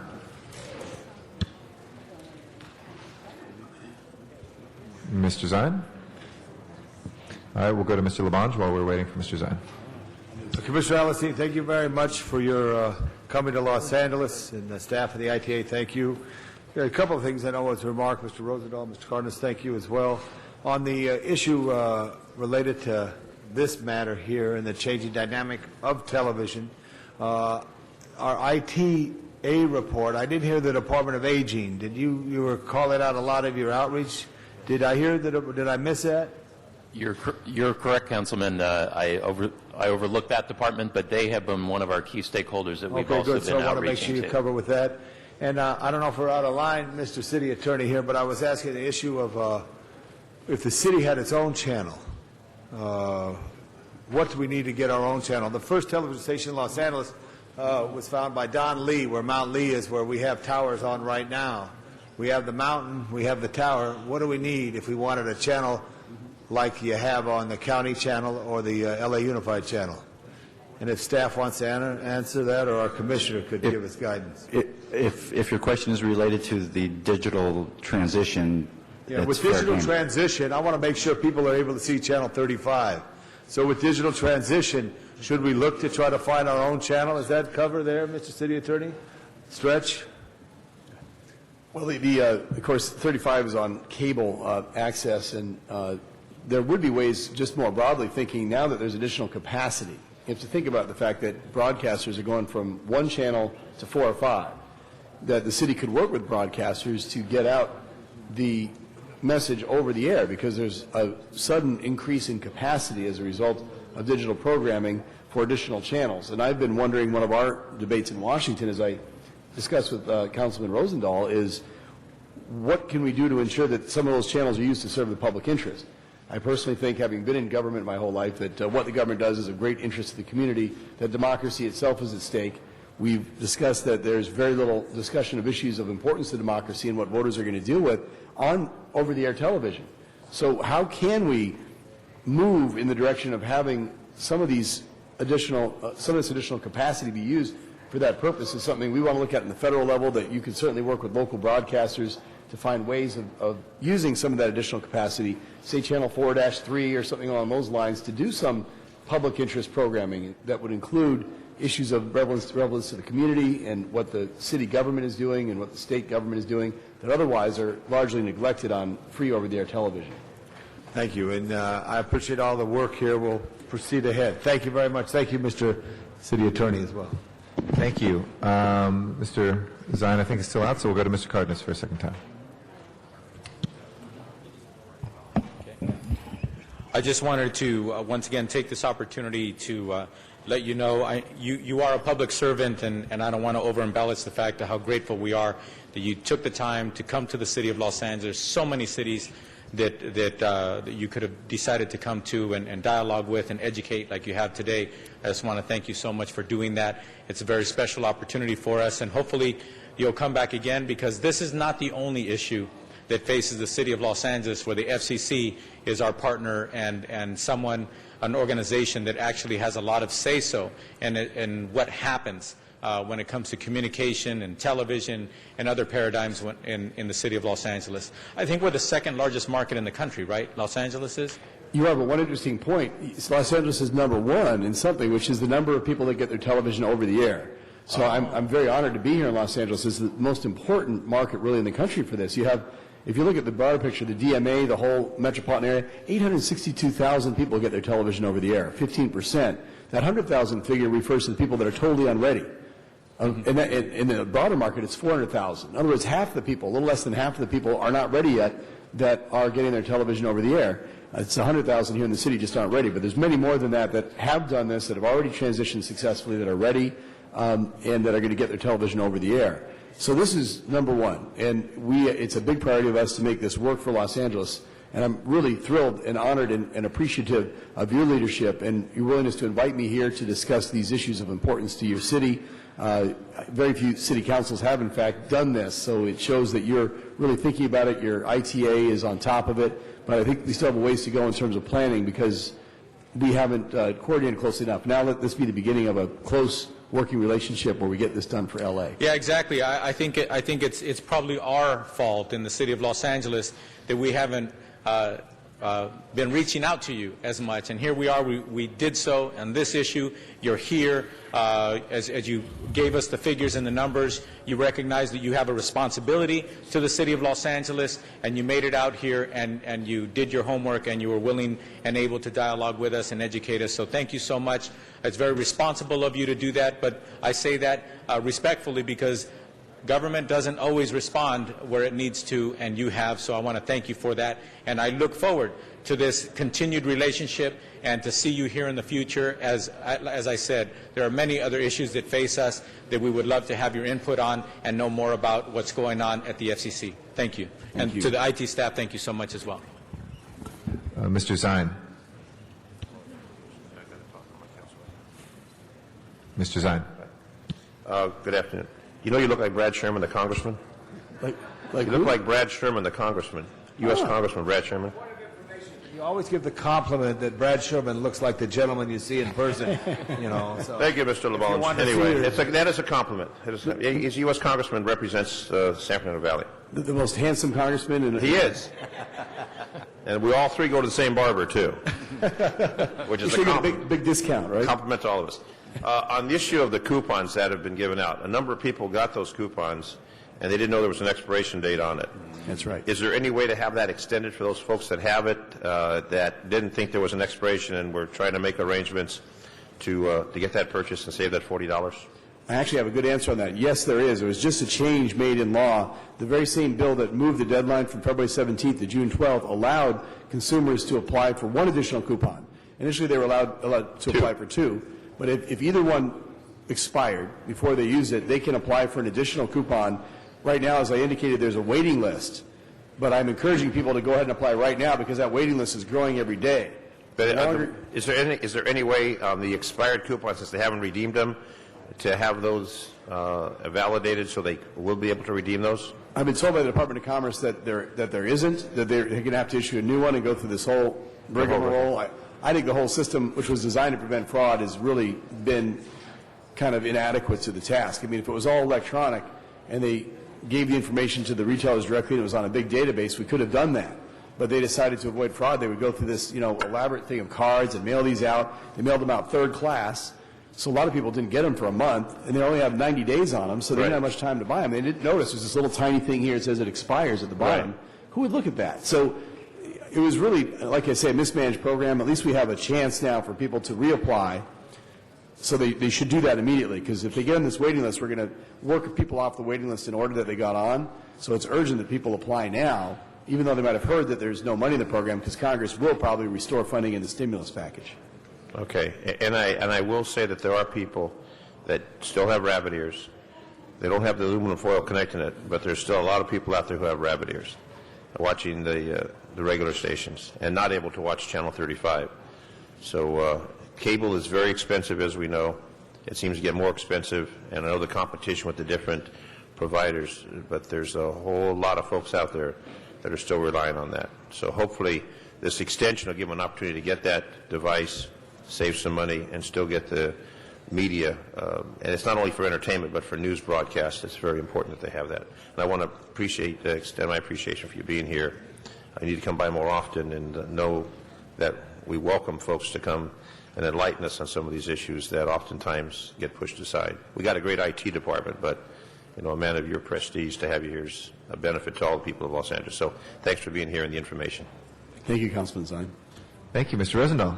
Yeah, I just want to thank you again for coming to our city, and I know our city attorney is watching me, what I say, but we look forward to you coming back and addressing PEG access and the people on the airwaves and how that digital spectrum can get us more programming that connects people to the politics and the issues of the day. Because television is a wasteland, and with the digital conversion, it should become more robust and more positive of a connection in the First Amendment sense of people on the airwaves. So we want you back, and we want you to tell us how the energy of the new commission under the Hope and Change administration will visit that issue, as well as visit a revenue stream that the taxpayers deserve as we expand and go digital.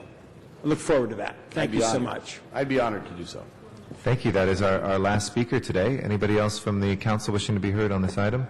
If not, I hope you'll join us in thanking the Commissioner for coming here. We very much appreciate the information, and with that, let's go ahead and open the roll on this item. Mr. President, you wish to just note and file the item? Yeah, on noting and filing.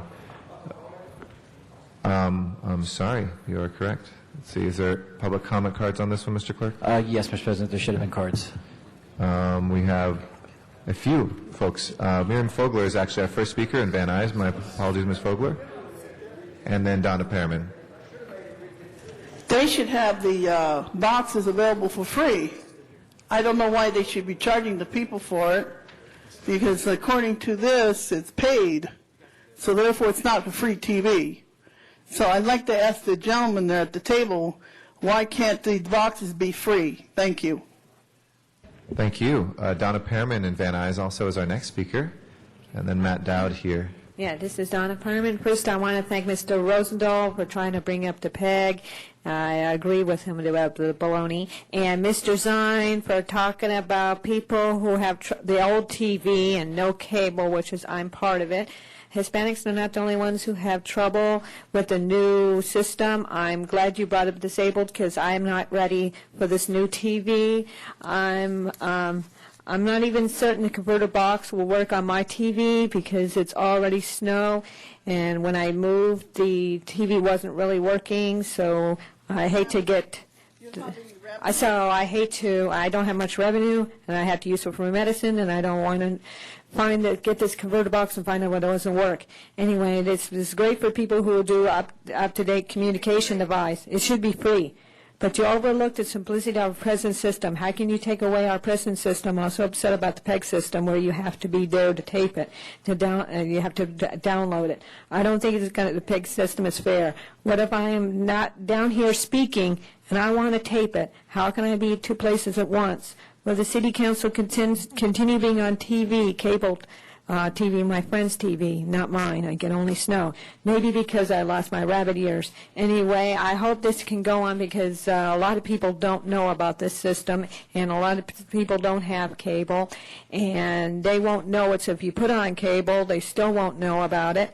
And I hope I can find out before June in case I do want to watch TV. And as lastly, I shouldn't have to pay for this because you're forcing it on me. Thank you. Thank you. Matt Dowd is our next speaker. After that is Zuma Dog.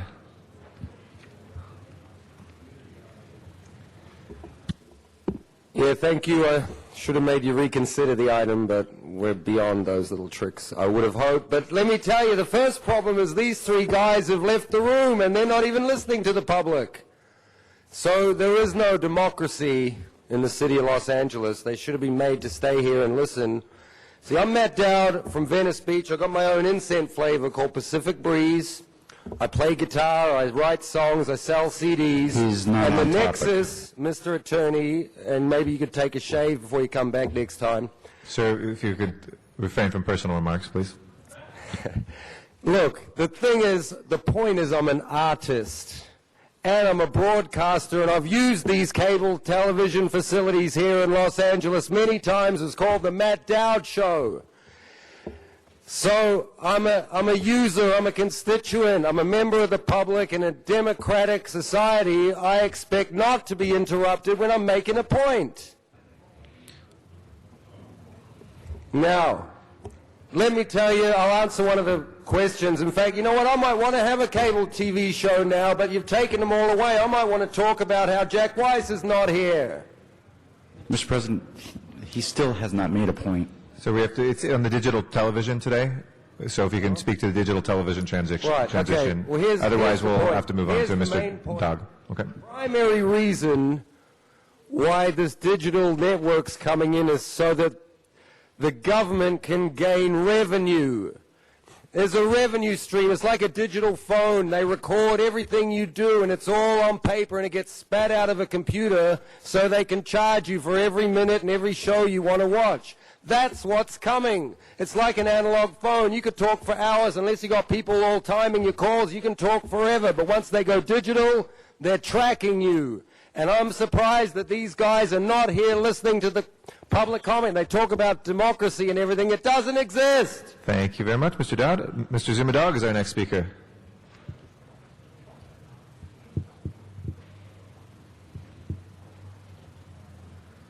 Yes, my name's Zumadog. I'm candidate for mayor of Los Angeles on the ballot, and my words on this issue have great weight and levity as I've been featured nationally on ABC News Nightline on the topic of which I'm about to speak.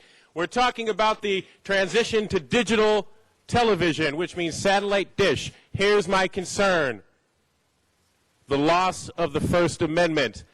No public access. No city TV 35 means no council meetings, no education programming, no local programming. This is how dictators take over, by censoring and shutting out the local voice, which allows them to take over, and then there's no way to reach the public. And so I'm here to say that we must demand, okay, now just because the medium is changing does not mean we should lose First Amendment and public access rights. For example, when we went from vinyl to CD, the song remains the same. The message doesn't change.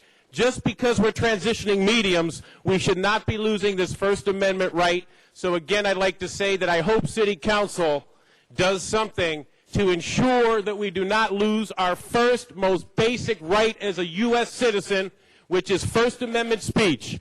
And I want to see education programming, I want to see local programming, I want to see the council meetings, and I want to see public access. And a great example of what we will lose, right now the City TV 35 today has started running clips of all the different candidates, myself, Excuse the me, Mr. different mayoral President, he's not candidates. talking about the transition. This is about the digital transition, Mr. Dog. The general public comment is for those things, so I think you know Say that. to wrap it up, I'm concerned in this transition we will be losing our First Amendment rights as we lose local programming when they come in to take our money from the community, then put nothing back in to reflect or represent the community. Shame on them. Zumadog4mayor.com. Thank you, Mr. Dog. That will close our public comment on this item. If we can receive and file without objection. Or is it note and file? Note and file. Note and file. Okay. Next item called special, please. Item 7, call special for cards. Okay, item 7 is now before us. Arnold Sachs, if you'd like to come forward on item number 7, please. Mr. Sachs? Don't see him here. If we can then go ahead, we'll close the public comment, and please prepare the roll and tabulate the vote. 13 ayes. Next item called special, please. Item 8, called special for cards. All right, Zumadog on number 8. This is on the lighting district. Let's send, okay, thank you, Mr. Dowd on this item. We're going to send 33 forthwith as well without objection. Thank you. And 34 forthwith as well without objection. Mr. Dowd? Yeah, 1 second. Thank you. I'll take a minute on this one. just want to make a point.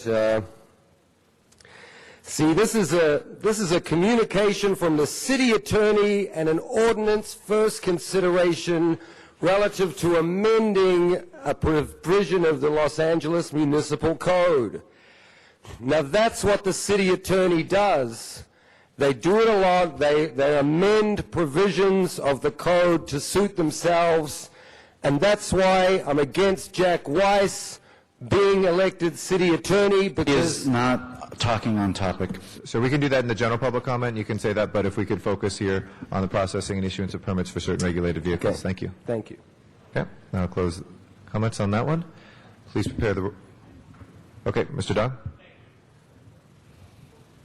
I'm sorry. Yes, I would like to speak about this because as the hopefully next mayor of Los Angeles, this is something that concerns me greatly. I want to alert the public. One of the main things I do here is alert the public before things happen. Right here it says they're going to update the fees charged for processing permits for vehicles. Okay, so here we go, people. Right after the mayor has quadrupled the parking meter rates, right after they have tripled your trash collection fees, right after DMV has imposed all types of new fees and any types of waivers are gone, you pay for everything now. I said it before, whenever they come here and say they are updating the fees charged for permitting vehicles, it doesn't mean down dating, okay? Up means it's going up. So I'd like to tell the poor people of Los Angeles who are barely making it by after the city's done so much with all these fees, look for it to get even tougher. I hope that some of the members of council vote no on this. Zuma Dog for mayor. All right, that will close our public comment on that item. If we can please prepare the roll and tabulate the vote. 13 ayes. That is approved. Next item, please. Item 9, call special for cards. Yeah. All right, number 9, Clyde Williams is our first speaker.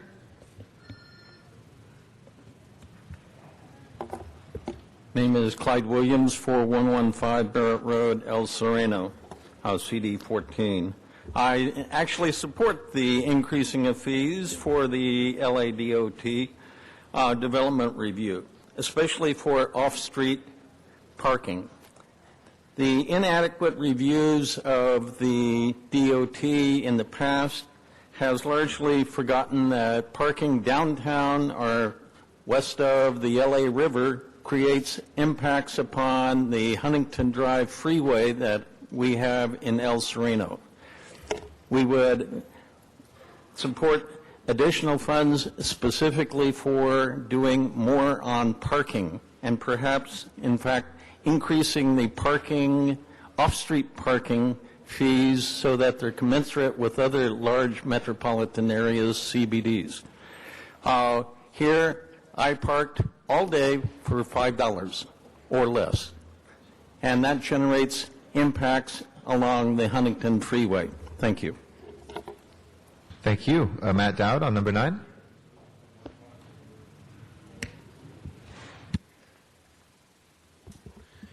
Yeah, thank you. Yeah, Zuma Dog makes a great point, and it's what he's famous for, is reading between the lines on these agenda items. And of course, you know, update the fees means increase the fees. Now, in this particular case, I'm not that concerned, but it does happen a lot across the board, and a lot of these permits and fees, they're just constantly being increased. So that's why he'd make a good mayor, because he has a lot of executive skill. He studies Dr. Deming's 14 points of management, productivity, and these are things the current mayor doesn't know a thing about. We had that warning before, so thank you very much. That was your last warning on that for being out of order on that. Thank you. If we can please open the roll, close the roll, and tabulate the vote. 13 ayes. Thank you. That is approved. Just as a friendly reminder, folks have general public comment for items that are not on the agenda, but specific items should be discussed as specific items. Those warnings will carry. Thank you. Next item, please. Item 11, call special by Councilmember Parks. Okay, Mr. Parks, we have item number 11. Thank you, Mr. President. Could I ask the Rec and Park staff to come up, please? And while they're coming up, colleagues, this report that's before us is for information. We had asked the Rec and Park to put this together to somewhat codify their verbal remarks to us maybe about a month ago. And what they're giving us is an idea of some of the things that they have to consider if the city's unable to fill something in the neighborhood of about a $3 million gap in their budget through June the 30th. And so what we asked them to do is come forward today with some proposals, what their reports, so that everybody has access to them, and to basically go forward and advise us of what the conditions they're in and what are the things they're considering. And this is just a prelude of what may occur next budget year. This is just getting us through June 30th. John? Thank you, Councilmember. John Kirk Muckery, General Manager, Department of Recreation and Parks. As we all know in this room, our budget starts July 1st, but in Rec and Parks, our programming for the summer really starts now. We start hiring people now. So this current budget that we're operating in, I had no option but to continue through the summer months with the programming that we had planned on in the previous March. Our budget this fiscal year started out about $14.5 million short of what we need to operate. There was a variety of reasons for that. There were COLAs in there. There was mandatory furlough days in there. We had approximately $4.1 million in utilities that were added to our budget, and a few other things.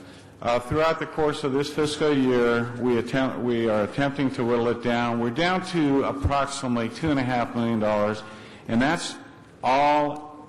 That shortfall all started because we were underfunded in part-time hours. We knew that going in the fiscal year. So what we are going to have to do going forward to bridge that gap, to come in the black, as I promised this council that I would do, we have to do some closures, some reductions throughout the remainder of the fiscal year. We attempted to reduce hours in our part-time accounts right after Labor Day. We were asked to stop, withhold, while we looked at other options to either bring in additional revenue to make up that amount. What we are doing now is we are forced to take vacancies where they occur. For instance, I did cut out one of my top management positions, and that would be a superintendent of Griffith Metro, the Griffith region that Councilmember Labange and I fought hard for a couple of fiscal years ago. But even that does not even come close to the $2.5 million. So Regina Adams, my chief of staff, and I have been meeting with our staff, coming up with plans and things that we can minimize the impact on the communities. And so what we sent to each of you was a letter that outlines the efforts that we're going to have to take this fiscal year, and they will definitely carry over next fiscal year, probably by a factor of 5. So whatever you see in this fiscal year, next fiscal year's budget looks to be either more draconian, and we're going to have to make additional cuts. One way to look at my budget is we have approximately 10,000 employees. These are paid employees. 84% of my budget is labor. So every dollar I'm asked to cut, just by simple math, 84 cents will come out of the labor accounts. Also, John, could you explain to us as you go through your report as to what the cluster issue, because that's a little different than your current regions that you're aligned? Regina will go in a lot of detail, but basically we are looking at various geographical areas in the city where we have recreation facilities where we can cluster them, meaning that previously we may have 4 rec centers that are putting on a baseball program. 4 rec centers may have a basketball program. These same 4 rec centers could have a soccer program. What we're hoping to do by clustering is find out the best mix where we would have a baseball program maybe at 1 or 2 of these facilities, a basketball program at 1 or 2, thereby reducing our overhead costs and our labor costs while continuing to put on these much-needed programming in the various areas. We looked at this citywide. Remember, we have over 400 parks in our system, and so the cuts we're going to have to take will have to go to every geographical area. And Regina, I'll turn it over to you to go into more detail. Okay. And Regina, as you go through it, could you give us an overview of the 3 attachments and what they represent? Regina Adams, Executive Officer, Recreation and Parks. What we sent to each of the council members here is, we call it attachments A, B, and C. There were 3 attachments. As we've been having discussions over these past few months about what our financial situation looked like for the current fiscal year, it also leads into what potentially we're going to be facing for the next fiscal year. So what we did, we put some information together so that we could try to start explaining what the potential impacts could be for the residents for the city of Los Angeles. So we have attachment A, which talks about clustering. We have attachment B, which talks about, it gives you some of the impacts that the public will start to see. And attachment C, which is going through the end of the current fiscal year, it lays out some of the special events and how they may be impacted.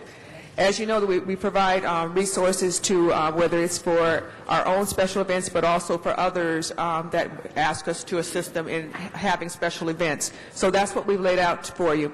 In attachment A, for the clustering, what their concept is, we are not able to, of course, our staffing is being reduced, and it's going to be potentially reduced further for the next fiscal year.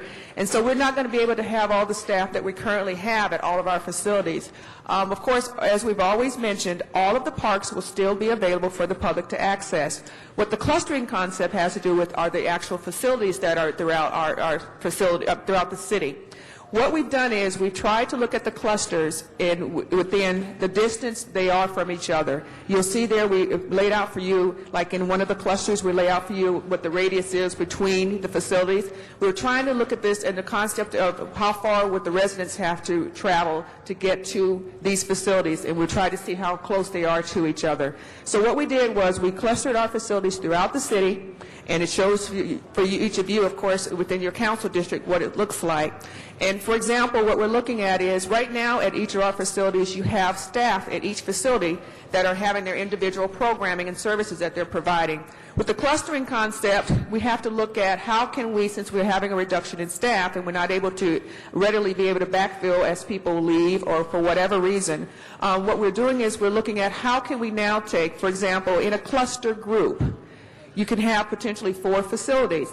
And what we would say is, okay, now we would have one person, we would designate one staff person to be the lead for those 4 facilities, and then within the facilities we would have so much staff that would be either full-time and part-time.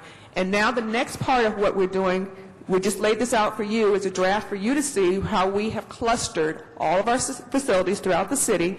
The next part now is to go and see what would be the potential programming that would be offered with each of those clusters. As Mr. Muckery has just laid out for you, we would have to look at, of course, we currently have duplication at each of our facilities. We have baseball programs that could be at each facility, basketball programs, and so forth. But we won't be able to, with the resources that we're potentially going to have in the future and moving forward, we won't be able to sustain that. So what we're looking at is what would be the best mix within a cluster group, how we can provide the services that we think would best meet the needs of the public. Okay. And just so that everybody's aware, what you prepared for us are proposals. This has not been implemented. Yes, but just to say, for us... It's getting close. It's getting close. And as John had mentioned, we are not able to turn very quickly when, because the budget starts and the fiscal year begins on July 1st. We have to start preparing for that way in advance. And that's what we're doing right now. That's why we're showing this is where we're starting to move toward. Okay. Also, in contemplation of 09 and 10, this is a base that you'll be working from is the loss of revenue you receive from this year. Correct. It's difficult for us right now to lay out exactly what we think the program and services will be for the next fiscal year because at this point we don't know what our budget will be. But this is an anticipation because we'll have to move very quickly to be ready for that. Okay. Colleagues, I just ask that each one of you review this letter and the 3 reports and ensure you read the one that's revised so that you can see what they're recommending, and you can sit down with Rec and Park and tailor-make a program within their budget that you think is best for your district. This is something that they spend a lot of time on, but it's important that, and we realize in Budget and Finance we could not dictate per district what the services were, but we thought it was important to develop a report that everyone can see their district, what the programs that may be in jeopardy, and we'd hope now that you'd meet with Rec and Park and then tailor-make and design what you think is the most appropriate way in which the services can come within their budget. Thank you very much. Thank you, Mr. Parks. Ms. Hahn is next. And actually, I'm sorry, Mr. Lavange would go next under the protocol because it went to both committees. Is that correct? Mr. Buckley, thank you. And then we'll go to Ms. Hahn after that. Members, I'm going to ask that this report go to our Arts and Parks Committee, went to Finance. And Mr. Parks, thank you for your leadership and members truly assign a deputy. I think nothing more than we do in this job is to enhance the quality of life through our park system that really has an impact in a variety of positive ways. So we need your focus and attention on this. And Mr. Buck, we did consolidate and fold some supervisorial positions in there. Can you do more? Can you? I know you have 3 AGMs now. Can you do more if you relook at the management structure? Because the one thing I think this council would unanimously say is they want to see their parks staffed as to the greatest degree as possible.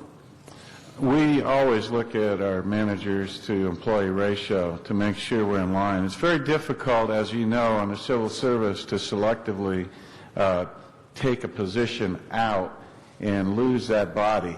But we are looking at that across the board. And could you also look at this, that Mr. Parks have asked this, that Mr. Muckery and Ms. Adams look at what is the average cost to operate a gym? What is it average cost to operate a facility? You know, parks will remain open. There's not going to be new fences put up. They'll be guided by the ordinance that allow people to come and go between the hours of sunrise to sunset or the hours of 5 a.m. to 10 p.m. or whatever the specific ordinance is. But the activities of the parks, the bathrooms, will they be open and closed, the gymnasiums? I hold my time. Let me know what you could say on the issue of what it costs, because members, I believe there was a report, and Madam Clerk, you may not have the answer, but the neighborhood councils have several $1 million which they have acquired over the years, which are important for the interest of the neighborhood councils. But also we need to go to the neighborhood council and say, if they're sitting on that money, I don't want to see any parks closed to the degree that they have to discourage activities for seniors, young people, children, and especially maintenance of facilities. Hold my time. Councilman LeBon says a very good idea, and we will do that. We will come up with a cost. Obviously, not one size fits all because different staffing level, different parks, but we can do that. We can tell you what it will cost. My concern since the day I took this position as general manager is both gender equity and equity across the city.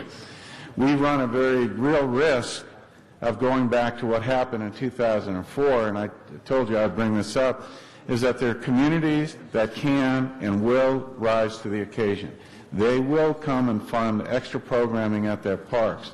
But there are parks throughout the city that do not have that luxury. Their communities are disadvantages from the get-go, and that's one thing I promise this council I would do, and I promise them again, is continue to have equitable programs throughout the city, equitable park hours throughout the city, and that's why we came up with the clustering.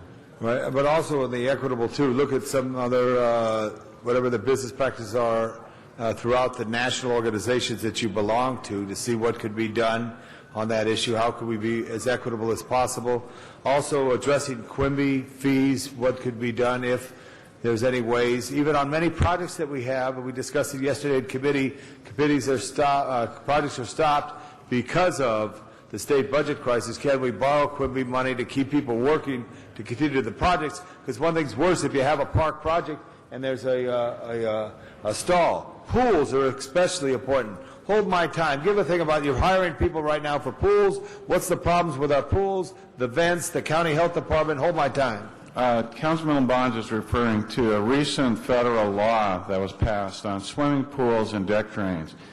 The primary impact of the law was to go to individual pools and not municipal pools. But what it means is we will have to retrofit the majority of our pools with a new drain system. And that's going to be very expensive. We may not have all our pools that we had open last year open this year for that reason alone. We're looking at probably $400,000 or $500,000 in retrofit costs. But the real nut in this whole thing is that there is no authorized fix for the deck drain issue at this time. So we're facing a number of issues. Our pools are old. Our pools, average age is 49 years old. I'm 58, and I get my tune-up every year. And we've let these pools go down to the point where we need a massive, and I'm telling massive rebuilding program of pools. Well, we should watch that. Also our camps, because we have camps both locally and in the Southern California and mid-state. what's happening on the camp program, and what can we do to help? Hold my time. Our camp program is a fee-based program, and so we're okay. With scholarships for those who... We never turn away anybody. We give scholarships across the board, and that's part of comes out of our budget, comes out of LA 84, comes out of the LA Parks Foundation, and a number of generous people come to rise to the occasion. I do want to mention one thing. You mentioned Quimby. We do have money in Quimby, but Quimby cannot be used for direct labor costs, meaning that I can't fund recreation side. Quimby can be used to rebuild parks or to buy new parkland, much like we just did in Councilwoman Perry's district. We just bought a new park, the first park in L.A., in central L.A. What we are planning to do is now taking more of these programs in-house. So many of the maintenance programs we will do by our own staff. We have the staff on board. They're qualified. They've been doing the work. That money that we can then take legitimately from Quimby to pay their salaries can be used to offset some of these losses on the recreation side. So we are looking across the board on ways to increase revenue and to spend our money wisely. On that account, members, this will be referred to the Arts and Parks. We're going to schedule it at our next meeting. I'll send a notice out. And also, I think we need a little bigger type on your report. If you could read that, John, and you're 58, I need to eat more carrots. Thank you.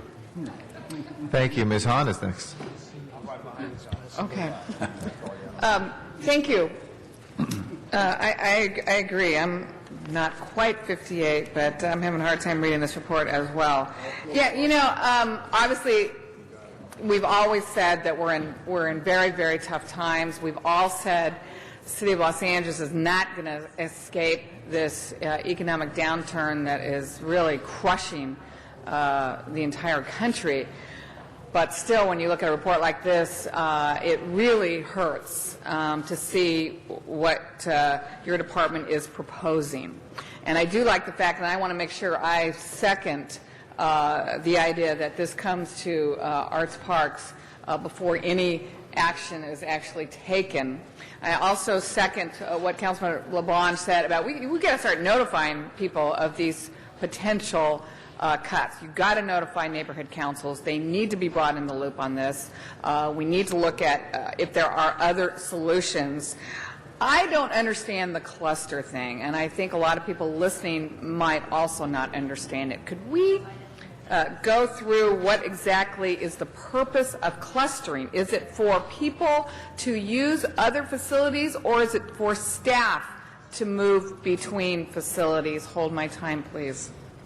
What we had intended with the clustering concept was that, as I mentioned, since we may not have the resources to have staff at each facility the amount of time that they currently are there, and also too for the programming that we're going to be able to offer, we were trying to figure out a means so that we wouldn't potentially maybe not have to close down an actual facility. Okay. And so we were taking the limited staff that we would have and try to spread them out amongst all the facilities that we have.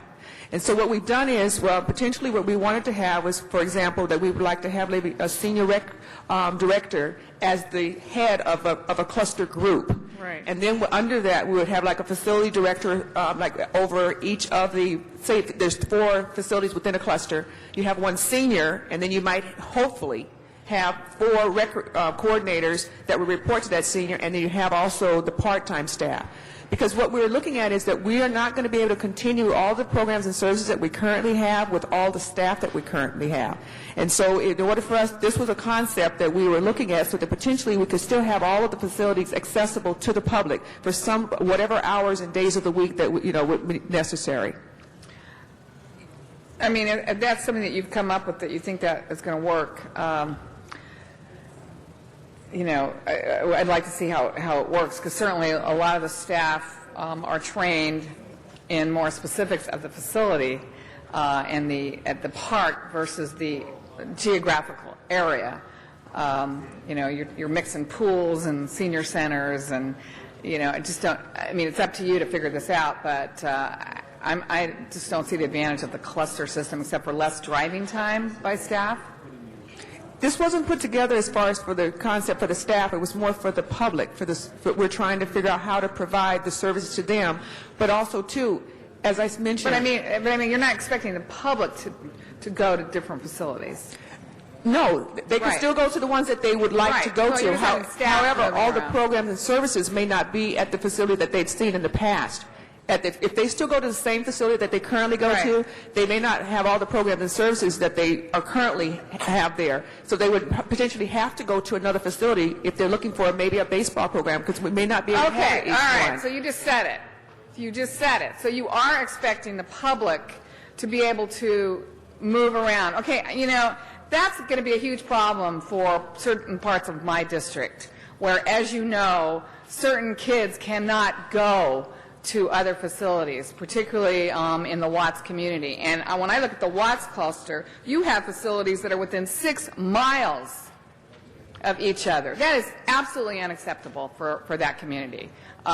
In fact, we just had a report that came out that said, you know, all kids should be within a half a mile of a park facility. So for you to cluster Watts in facilities that are 6 miles apart and expect if there wasn't a baseball program in one, first of all, there's no baseball programs in Watts. But, you know, that, John, you know that. That's a problem in that community. And that's kind of an insult to see that cluster particularly. I can see if you're going to have staff move around, but if you're expecting the public to move around, particularly kids, you know, I think you're going down the wrong path on this cluster idea. There are kids in my district that, as you know, sometimes can't cross, you know, a quarter of a mile. Let me just clarify. Let alone no, 6 miles. No park will be closed down from access, and I think we're mixing two different Well, reports. that's what I'm asking. The report we're referring to is we want to have parks within walking distance of everybody. Then what's What we do in L.A., and we've done better than any other municipal government in the United States, is our programming. We program our parks to a degree no other agency that I know of in the United States does. Unfortunately, we're coming to that point in time we can't sustain that. If we have the revenue, if we have the income, if we have the money, yes, we can. We can continue to do it, but we are working on a budget at least the 0% growth, which means next year we're going to start out $9 million in the hole because of cost. Right. So we're trying to come up with a plan that will work across the board. Again, this is our proposal. We're going to be working on this. Yeah. And I just... Yeah, but I guess we'll go on record saying you can't expect kids to go to facilities 6 miles apart in Watts. That's just not going to work. You know that. So I wouldn't... The facilities will remain open, but I'm not sure, based on attendance or what, we will have the same, we will have programming every park, mirroring a park, mirroring a park, mirroring Right. going in the future. Yeah, I mean, I want to talk about this more in arts parks. As you know, the part-time recreation staff are the ones that are most, are closest to the kids, particularly the after-school programs. Again, bad time, in my opinion, to start cutting those kinds of positions and reducing what we do at our parks. Correct. I really would like you to, again, look at, I was looking at a lot of my facilities that aren't going to be open on Sundays, aren't going to be open until noon on Mondays. I want to make sure that you know, program-wise, that, you know, maybe the best time is not even noon. Maybe there's certain facilities where, you know, the kids don't start coming until 3 or 3:30. Correct. And look at that and maybe backtrack a little bit and put some hours somewhere else. And I know you're working on this. I know you're working on this. This is a very, very grim first report by your department, and I think it's really going to cause some real hurt out there in the exact places where we don't want to cause it. As I told you about equity, we are not going to jeopardize what we've worked on. We are also under various constraints on a program. We have got to have mandatory levels of resources to a child, and that depends on the program, depends on the age of the child. So if we put on a program, we have to have a minimum staffing there. We will never go below it. We won't jeopardize either our employees or anybody using our facilities. But this budget looks like we will have drastic cuts across the board. Thank you. Ms. Gruhl is next, then Mr. Reyes, and then Mr. Cardenas, then Mr. Rosendahl, and then Mr. Parks for a second time. Ms. Gruhl. Thank you, Mr. President. And We've heard this twice in committee, once out in Studio City, and I think then a week ago, Mr. Parks, when we had it here in City Hall. And I think, as you've heard from everyone, that it's very sobering to look at some of the choices that we are going to have to make in this next budget. And these are, I think, you're preparing us for the worst. I'm sure there could be something that's even worse than this, but we talked about ensuring that every office had a briefing and discussion about what the potential impacts are, and as the mayor goes forward in his proposed budget, what that's going to do to us in each of our districts. And as I think Ms. Hahn eloquently, there are certain districts that have even greater challenges with that regionalization for us.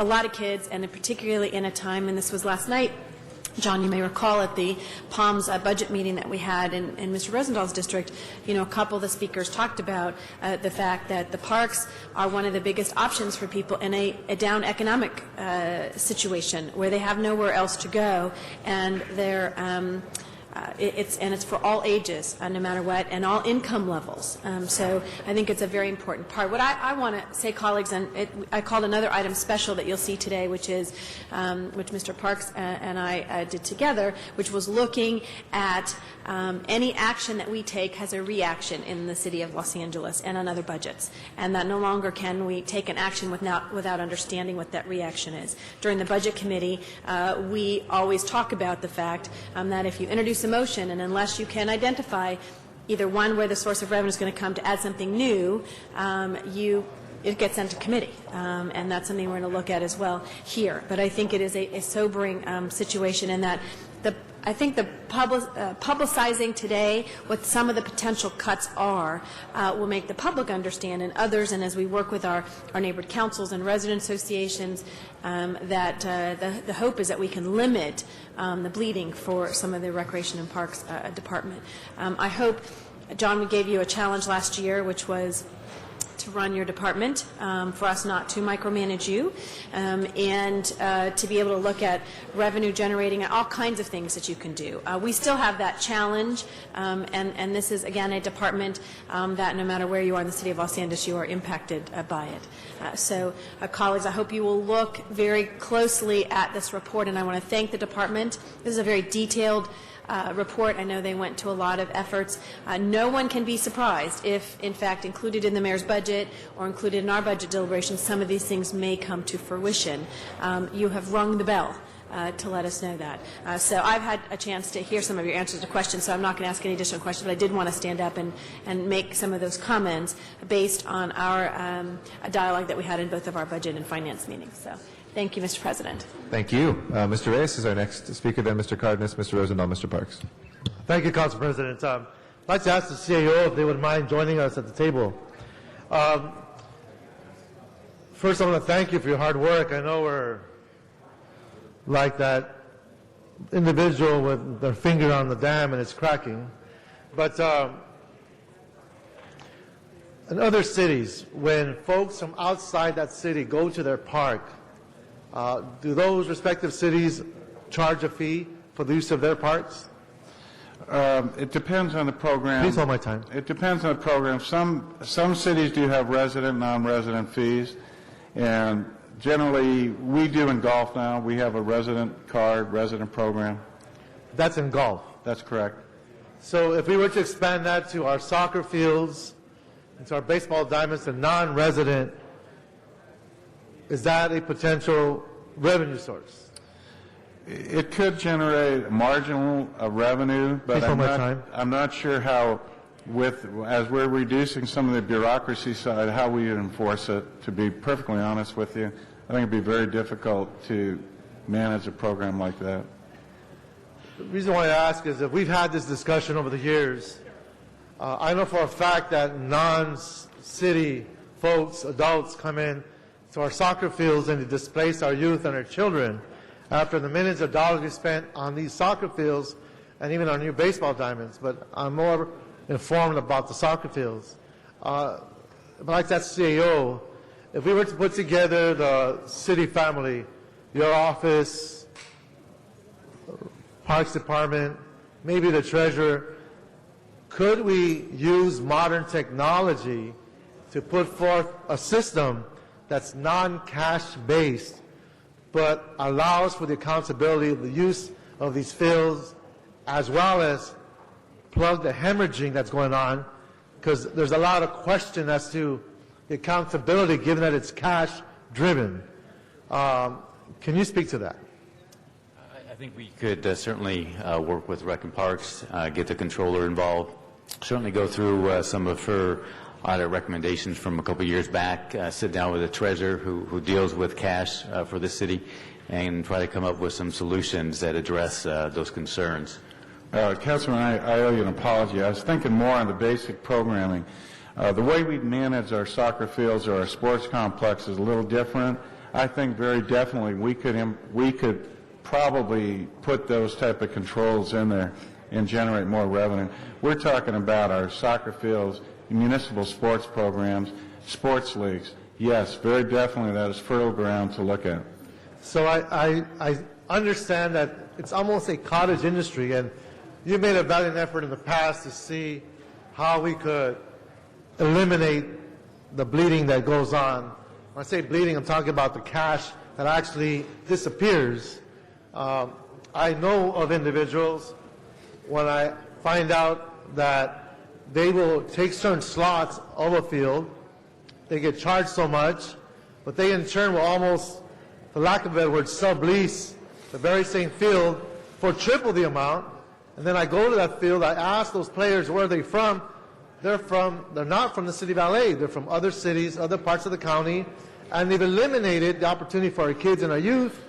They're paying someone else's high amount of dollars, but we don't know who they are, and we don't know how much is being driven out of our coffers. Correct. That is a problem. We've told you we're going to address it. We're looking at it across the board. When we issue a permit, it's for that individual group or that person.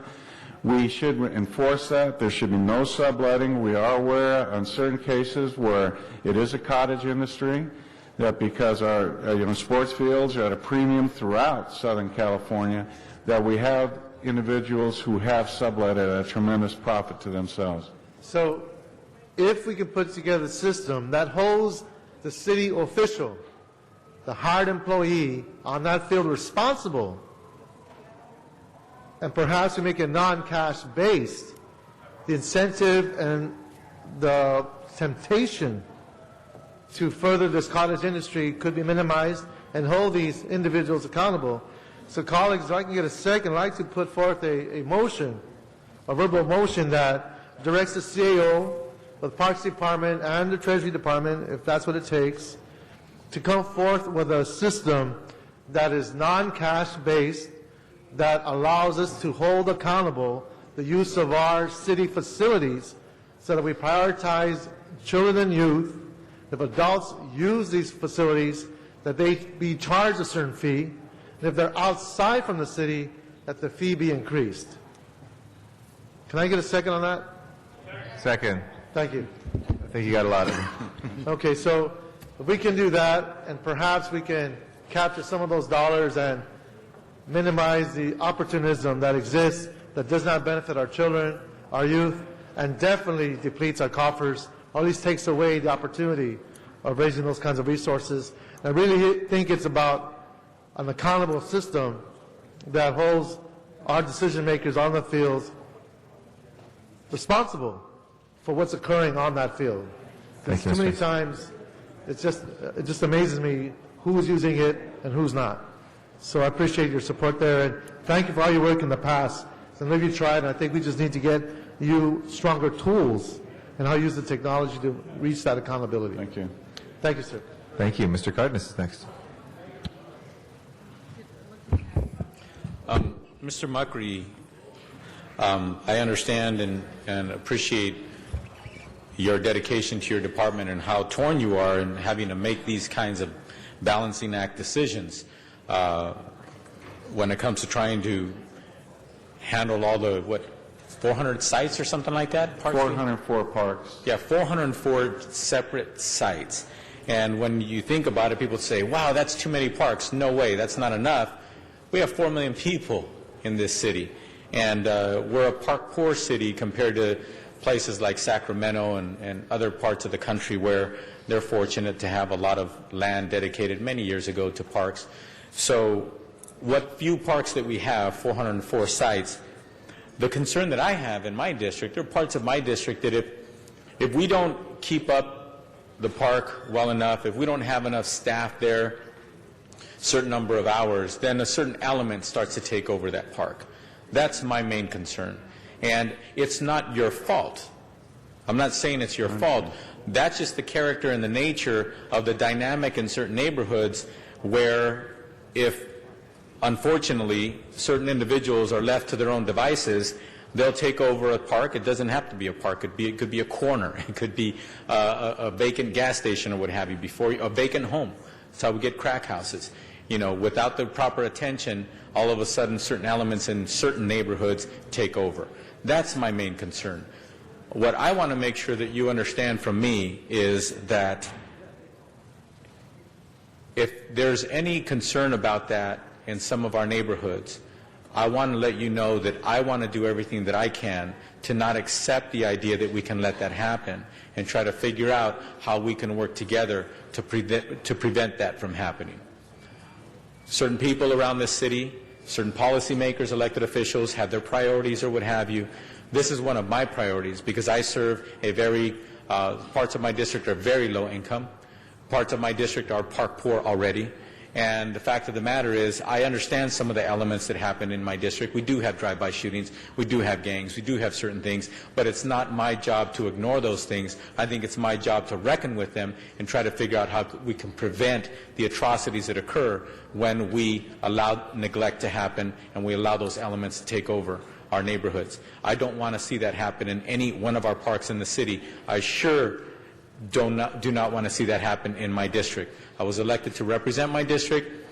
I take it very seriously, and if that means me having to take a stand on the budget process, even though I'm not in the budget committee, if that means me having to take a stand and having to show what my priorities are, this is definitely one of my priorities. So I just want to say before the people of Los Angeles and before you, this isn't a speech, this is a personal commitment that I understand what you're going through. I know where your heart is in this city. I know you grew up here. You come to my district and you go to events, and I can see it in your eyes that you want to do the best job that you can. I want you to do the same as well. I do not want you or I to have to sit there and shake our heads someday and say what a mistake we made. Me as a policymaker and you as someone as the head of the department, how we let something like that happen. So you have my full commitment that I am committed to your department. I know how critical your department is to my community. And I don't care what anybody says. You are part of public safety. You're at the forefront of what public safety is about. I want to thank you for all your good work, and I want to let you know that you are part of public safety as far as I'm concerned. Thank you. Thank you, Mr. Rosendahl, for an introduction and some comments. Thank you, Mr. President. And if I could ask my classmates to come over here as we're going to go through Rec and Park, you make friends in those parks and get to know them. Well, I have 3 of my high school friends from St. Cecilia High School in Englewood, New Jersey. 45 years ago, we graduated, and they're standing here right now. There's Tom Rooney, here's Tom, and his lovely wife, Christy, and Mary Ellen Kailoon, who then married her high school sweetheart. They went to the junior prom together, and that is Steve Lewis. So now it's Mary Ellen and Steve Lewis. They're my classmates. I want you to meet them. What a pleasure. Now let's take a second and have a prayer for Bill. Come on, this is Catholic school. We have a prayer. That's right. It's St. Cecilia's High School, and so we had a wonderful moment there many years ago. I just wanted you to meet them. Now, let me just ask a quick question. We did it in budget and finance, so I don't need to go through the whole rigmarole, but I really believe in partnerships with private sector. Will we aggressively look at the park boards and advisory committees and community groups to see if we can complement the city's efforts in these parks so that we can continue in some ways issues that maybe people are willing to step to the plate and deal with? There's no question we're going to have more and more partnerships on a real level with bona fide 501c3s and other groups to help us manage these parks. Parks advisory boards are our lifeblood. And contrary to what a woman said yesterday, I learned to swim at Mar Vista Park. That was my home park. That's right. So I know Mar Vista Park real well. But to answer your question, quite honestly, yes. We're going to have to reach out, and we're looking then to reach in. Mr. Barry Sanders, our commission president, just started the LA Parks Foundation. In 8 months, he's raised over $1 million. We're going to have to do a better job across the board just to bring in real partners to help us manage this tremendous need. I have a commitment to equity in programming. I have a commitment into equity across the city. And we can't do that by continuing to take these death cuts. And we're going to have to do more. Thank you. Appreciate that. Thank you, Mr. President. Thank you. Mr. Alacon is next. Hi. Yeah, these are difficult times for all of us, but I did want to ask some questions. The potential closures, as far as I know, affect only 5 parks in my district. Sepulveda Senior Center, North Hills Park, Roger Jessup Park, David Gonzalez Boxing Arena, and Panorama Recreation Center. I was wondering how those parks were the focus of reduction and not the other parks. I think what we did was we brought in our complete staff during the discussions on every single park in our system and clustering, looked at use, looking at demand, and looking at our needs. Again, this is our proposal. It's not a final cut. In fact, our commission president, who I just mentioned previously, Mr. Barry Sanders, wants to be involved on every decision we make as far as cuts or reductions in hours. So we did this as methodically as we can using use and the data that we have. Was there any consideration of the Mayor's Grid Initiative? The Mayor's Grid Initiative we're very involved in. We actually put on 8 programs last year. We're going to put on approximately 15 this year. And those, yes, very definitely we looked at grids. Some of the problems we face also, the question is, in deciding to cut these particular parks, was there a consideration that these parks are in the grid area? Not directly, meaning that we didn't target non-grid parks any different than we looked at clustering. So where the mayor is proposing to put in $600,000 in Pacoima and $600,000 in Panorama City, we're going to cut $1 million in park services? There's 2 different initiatives. We're talking my budget that I manage, okay, and that comes from 2 sources right now. That's the property tax valuation and our own revenue. We are also working on the mayor's grid initiative on it. That's a separate track. So we're looking at... It's not separate. The grid initiative assumed recreation and park services. If you take those services out, it has every possibility of reducing the effectiveness of the grid. So it's like penny wise and pound foolish. Well, again, we're still working on the grid initiative, and we're looking at the programming, looking at the funding sources. So, again, this is not a final cut. Yeah, we're going to take... I don't think, when you talk about these parks, every single one of them is in a grid. And I just don't understand the logic behind cutting only those parks in my district that are in the grid when the mayor has made it clear and the council has made it clear that we want to focus on those areas to reduce gang violence. I understand. But and recreation activities is part and parcel of our effort to reduce gang violence. We couldn't agree more. And particularly David Gonzalez boxing? Come on, that's where you learned how to box, John. There's going to be tough choices across the board. I can't tell you any different that we're at a point in time we're going to face about an $18 or $19 million shortfall next year. Well, I would like to offer an amended motion that the Rec and Parks specifically take into consideration the grid program as it moves forward in its consideration as to the parks selected for reduction. And I would mention there are many other parks in my district. They weren't recommended for cuts. It's just the ones that are in the high gang areas, which doesn't make any sense. You want to make that as a verbal motion? Yes. Okay, and then do we have a second on that? Second by Ms. Hahn. Thank you. Yeah. All right. So just do an analysis with the grid. All right, thank you. Mr. Parks is our next speaker for the second time. Thank you, Mr. President. Colleagues, as you can see from the discussion, is why we took the time to ask Rec and Park to bring forth this report. And I think it's absolutely essential that you take the time to sit down and tailor-make a program that matches your district. But also, I'd just like to reemphasize what Ms. Gruhl said. each time you make one of those decisions and you're reaching out saying don't do something, if there's not correspondingly a pile of money that you're basically attaching, it's going to make it almost impossible as it relates to dealing with this particular subject. And when we hear this, the numbers that John mentioned for this year and next year, this is just the first precursor. This is the first step of looking at how we can rearrange these issues. I think Ms. Hahn had a very good point that we have to consider probably more graphically when we have high crime areas to where we're sending people for those particular programs that might impact on the danger within the community. And I think we've mentioned to you before that in the parks that I represent, we're concerned that possibly that the hours on a given day can be reduced, but the prospects of ever having a day without supervision on the park is not in our benefit. So we need to look at how it basically addresses each one of the needs. But again, I just want to reemphasize that it's $3 million this year, and I think, John, it affects 2,200 as needed employees, something in that neighborhood, 2,500 or something like that. And these are the kinds of things that attached to these numbers are people with real lives. But again, there are people that are coming to our parks with real lives and activities.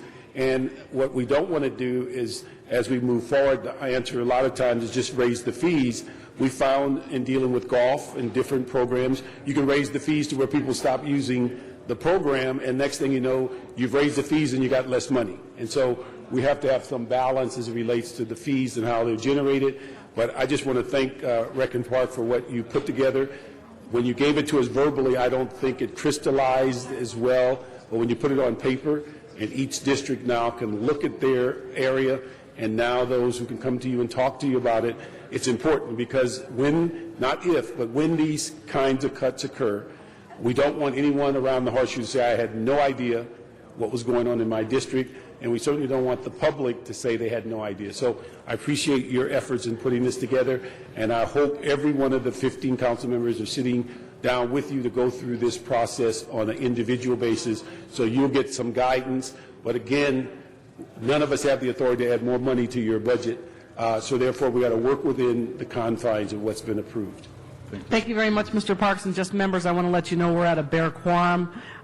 So if anybody else leaves the room, we will break quorum. And I'm going to do a verbal roll call in just a minute. Ms. Hahn, for the second time. Thank you. Well, I think a couple of people have touched on it here, and I think our concern is, of course, that our parks and our recreation and the people that are on staff and supervising and providing these programs are certainly a huge piece of our effort in the city to reduce crime, and particularly gang violence. So whether or not it's in the grid zone, I think even more importantly, we certainly want to do kind of an overlay of crime statistics and, you know, where you're making these cuts. I know you're trying to do it across the board, but I think that's really counterproductive to our new efforts in the city to put resources where the crime is. So I think whether it's summer night lights or the money into the grid zones, for you to cut back services, I think is going to miss the momentum that we're trying to achieve to reduce gang violence. So maybe when it comes back to the committee, we can have a better sense of whether or not you've consulted with the police department on your proposed reductions and cuts at some of these facilities, and whether, you know, and again, we know that's going to provide a whole nother piece to this. We're going to have to find funding, but I think we want to make these decisions more enlightened and more informed. And it doesn't relate to gang violence, but another public safety issue I noticed was Lake Machado. And you're proposing to cut back our tule cutting, which we know has a direct impact on mosquitoes, which we know, carry the West Nile virus, which is a deadly disease. So again, I remember several years ago, we made this whole attempt to reduce the tules on this very important public safety matter of mosquitoes, and then here we are again making these cuts. Again, you've got a very tough job, John. I know that. We just want to make sure that, we've looked at the funny. I know one of the things I was thinking about Lake Machado is Prop O money. And again, maybe when it comes back, you can let us know, is Prop O money available for some of the things you're proposing to cut, or some of the other grant funds out there. Really, again, feel like we're being asked to approve some of these cuts in a vacuum, and would like to know maybe what other information you have that can supplement some of the things that you're doing, whether it's Quimby funds or Prop O or Prop K or whatever. That would be helpful. But I just really want you to make these proposals in light of crime statistics. I think that's key, as we're still trying to be, a safe city here. Thank you, Ms. Hahn. You're welcome. There are no further speakers in the queue. We do have a motion on the table by Mr. Alarcon.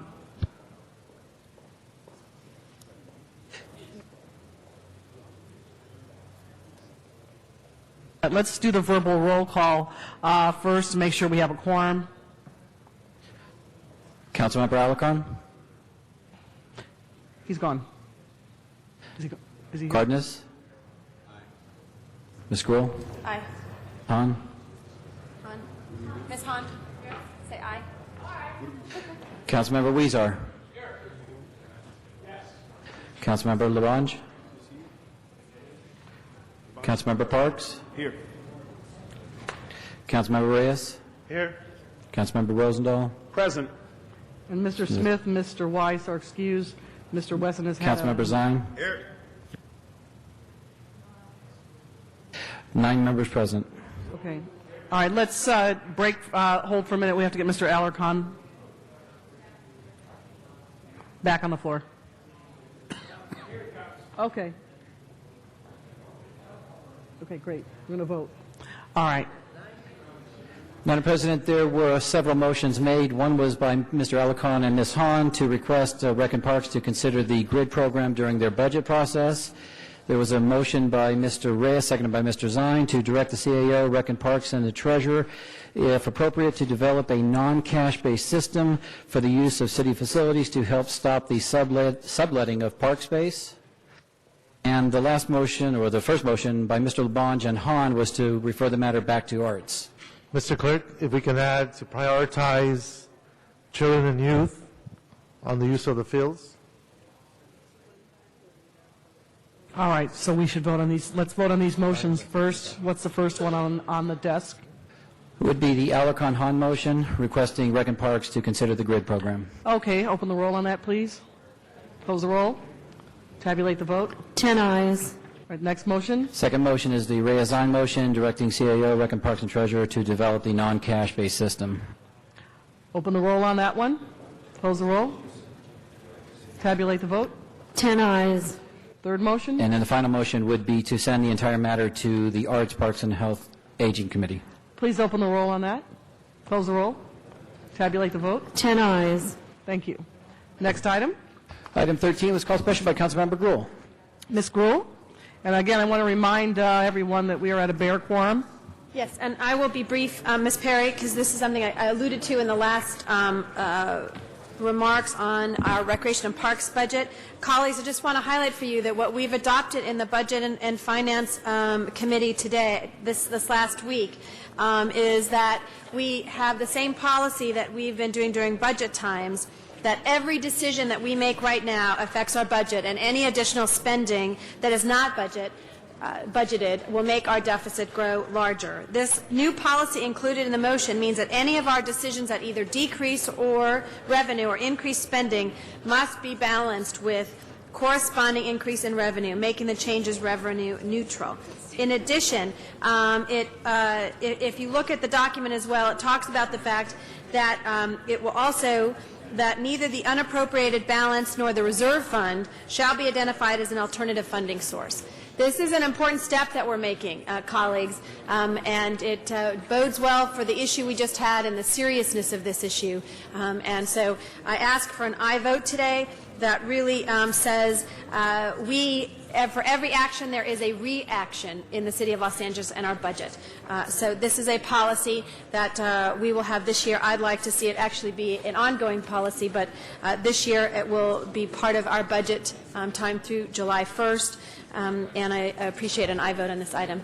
Thank you, Madam President. Thank you very much.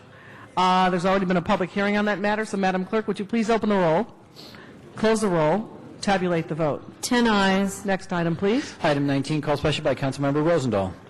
Mr. Rosendahl. Thank you, Madam President. Could I ask DOT to come on up on this? Alan Willis is going to come up on this. Colleagues, as you know, the state instituted a program for 75,000 hybrid vehicle folks to get a sticker. And the time that was put forward, we were in the gas-guzzling mindset, and now the American people obviously have all woken up, and people are buying hybrids like crazy. That closed down after 75,000 were part of the program. We're now in the city saying thank you to all those folks who were the early starters, but now you're going to have to pay like everybody else for your parking. And that is because we've doubled and tripled the number of hybrid cars out there, and it's no longer a nudge necessary, but we certainly need the revenues. Alan, tell us what we're just doing here today and explain what this means. Okay. What you're doing today is ending a pilot program where we allowed certain alternative fuel vehicles to park for free at city meters. They still had to obey the time limits, but they didn't have to put money in the meter during the restricted hours. And by doing this, you're actually saving at least $300,000 worth of lost meter revenue each year that we attribute to the current program. So this will direct us to end the program on March 1st, to notify as many groups and alternative fuel websites as possible about the change. We will also be issuing warning notices to any hybrid or alternative fuel vehicle we find parked at a meter with time expired on the meter during this period between now and March 1st. And those will just be warning notices, but we will be able to record the license plates of the vehicles. And so if after the March 1st deadline arrives, if we find those vehicles again parked there, we will already have a record of how many times they were notified of the end of the program. Yeah, this is important to notify them so nobody comes back and says, I got a ticket. Now, who are you notifying? Those with just a sticker on the side or all hybrid vehicles? What we will be doing is notifying the four models of hybrids that are currently allowed to park for free whether or not they have a clean air vehicle decal. Those are the Ford Escape Hybrid, the Toyota Prius, the Honda Civic Hybrid, and the Honda Insight. Those four vehicles, if we find them parked at a meter, we will issue them a warning notice if there's no time on the meter. And then the other vehicles, we do have a few vehicles out there that are zero-emission vehicles, CNG vehicles that also have clean air vehicle decals. They're allowed to park for free. We will also be notifying them of the termination of the program if they're parked without time on the meter. And now that we've raised the price of parking, as we've said, it's been gold in the gutter that we needed to bring in. How much money do you think, in the minimum, we will be bringing to the Treasury on this? I think we will be capturing at least $300,000 a year in lost meter revenue. Mm-hmm. And will you get more than one notice? If people aren't watching TV and they don't remember, they'll get a notice or two between now and March 1st? Oh, sure, because all the notice will tell them is that this program of free parking at the meters for alternative fuel vehicles ends midnight on February 28th. So they'll have the opportunity to park for free up until that date. And then after that date, they'll have been already put on notice that the program has ended. Okay, so after the council action today, you will instruct parking enforcement groups to come out with a handbill to put it on? We will prepare a message that will go into a warning notice that will be programmed into our handheld ticket writers. We're also working on a press release that we will, once prepared, will issue to each of the council offices so that you can put it on your websites. We will get it out to all the neighborhood councils, to the chambers of commerce, to the business improvement districts, and then to all of the websites that we've been in touch with over the years about this program. Great. Great. Thank you very much for explaining to us. Colleagues, it's at this point a no-brainer. Not only do we need it for the General Treasury, but there's so many folks out there with hybrids. Thank God for that. And hopefully the American automobile manufacturers will get with the plan and create the new automobile of the new day that will also be a super hybrid. Thank you. Thank you very much, Mr. Rosendahl. There are no further speakers in the queue on this. So, Mr. Clerk, would you please open the roll, close the roll, tabulate the vote. 10 ayes. Next item. Item 21, called special by Councilmember Gruhl. All right, Ms. Gruhl. Thank you, Madam Clerk. And if I could just have Mike Bueno come up. Colleagues, this is on safe routes to schools. I know a big issue for Mr. Reyes there as well. And Caltrans, I don't know if we have any representatives from Caltrans today, that we had asked them to give us an idea of how clear their process was, or in some cases not clear, because it did not provide, from our perspective, a fair share of funds to Southern California, and particularly to Los Angeles. At our committee meeting, Caltrans agreed to conduct an open and transparent process, along with an agreement to allocate funds based on the population of school-age children and to restructure their evaluation committee. They have moved forward on those first, on the last two items, However, it does not seem as though they're going to open up the process in the first aspect of that, which is in the transparency of getting feedback. We thought that it was important to hold a forum and provide the scores of all the applications after, similar to the same process that Metro uses for their call for projects. This allows a public airing of Caltrans' decision-making for their project selections, and it's really, I think, entirely reasonable that we should be able to know how they made their decisions, where we might improve if, in fact, we aren't as successful as we think we would like to. An open forum would also provide an opportunity for applicants who believe that there were mistakes or omissions in the evaluation of their case. And in fact, in the single score sheet that Caltrans provided to the Los Angeles Department of Transportation, 13 addition errors were identified. And so we feel there is a way in which to have this open and transparent process. And so we're concerned that they backpedaled on what we'd agreed to, and to have that open forum. So I want to take a strong stand again today in this item, that we're asking Caltrans again to ensure that there is an open process for review, so that we can provide, we believe, in our city where we need safe routes to schools, even more so with the traffic that we have and the number of kids that we have in these urban areas, that we send a strong message that we think it should be an open and transparent process. So I would ask for an aye vote, and really the amendment here would be to send another letter to Caltrans saying, got two of them right, one more, to be able to have an open and transparent process. All right, that'll be without objection. So, Mr. Clerk, can we vote on that? Oh, Mr. Reyes, I'm sorry. Yes. Thank you, Madam President. I wanted to thank my colleague for bringing this up. When we were having these discussions in the council floor about 2 years ago, we were very insistent in trying to understand the safe routes, and now we are actually living out some of our worst nightmares. We have 3 high schools just west of the Harbor Freeway, just on the other side of downtown, within about 6 to 8 blocks. 3 high schools, 1 middle school. So now we have all this traffic coming into downtown, the regional traffic coming into downtown. At the same time, we have, I don't know, close to 4,000 to 5,000 students all moving at the same time in the same place with all this vehicular traffic simultaneously. And so the children and the families who live in all the apartments in that area have been going through a lot of hardships because we don't have the funding to deal with these safe routes. The traffic lights are very expensive. The intersectional lights for the intersections are very expensive. I've had several incidents where we've had kids run over. And so I just wanted to further amplify what Councilman Gould is saying, is that we should be able to at least create some weights that allows us to make decisions based on public safety for the greatest number of people in certain areas. And it aligns itself with the same argument Councilman Hahn was making about the parks, is we should be able to build up resources and safety mechanisms in areas where they're most dense, which doesn't always fly well with the state politics because of our population basis. But I appreciate this opportunity to share these thoughts. The fact is we need to get to that place.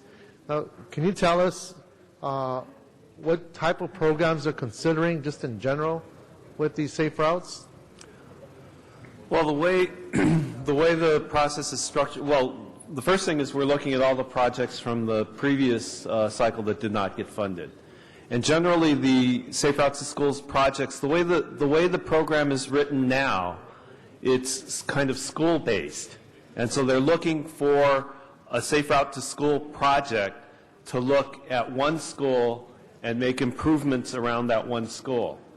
It's not, it used to be more programmatic based, and what we used to do in the city was we would apply for all those crosswalks at uncontrolled intersections near schools, and we would put smart crosswalks there.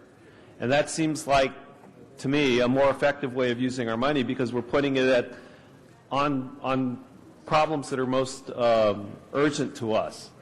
One thing that I've been thinking about in terms of programmatic would be to put up speed feedback signs on arterial highways that schools are adjacent to. And we would do that citywide. But the way the program's structured right now, we can't do that. We can only do it school by school. So the fact I have 6th Street and I have major arterials coming into downtown, those would be the type of candidates. Same thing with the other parts of the city where you have that juxtaposition geographically. Possibly, yes. Okay. Thank you very much, Mr. Reyes. All right, we have, I think, one friendly amendment or two? There's one on this?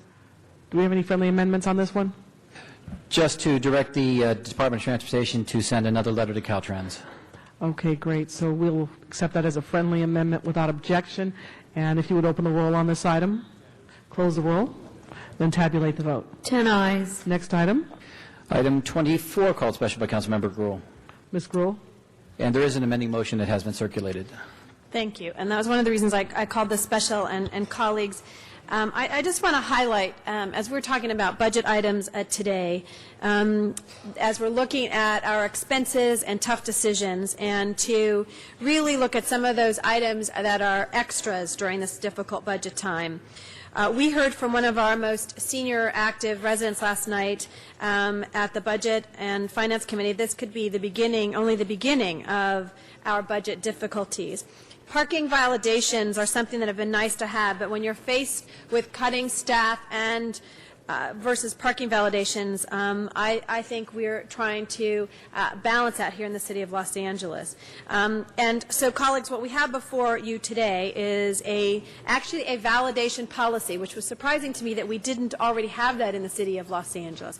We were spending $750,000 a year on parking validations. And we know there are some instances where you have volunteers or commissioners that it is appropriate to provide parking validations at that time. But we were providing to developers, didn't matter how many times they came in, they were able to get that parking validation at Fig Plaza. And when asked, the departments, and I don't see any of the representatives from the departments here today, I do see Lynn, who helped put this together, but they were not present. One of them was present at the meeting we had in the San Fernando Valley, but they had originally told me that it would be illegal to place validations, to not give validations to the developers because it was part of their permit. And now, in fact, we find that that was not the case. Secondly, it was suggested that it was just going into the enterprise fund, and so it wasn't going to impact the general fund. Well, guess what? The enterprise fund actually pays for staff, and things we're unable to do, the general fund has to supplement for our Department of Building and Safety.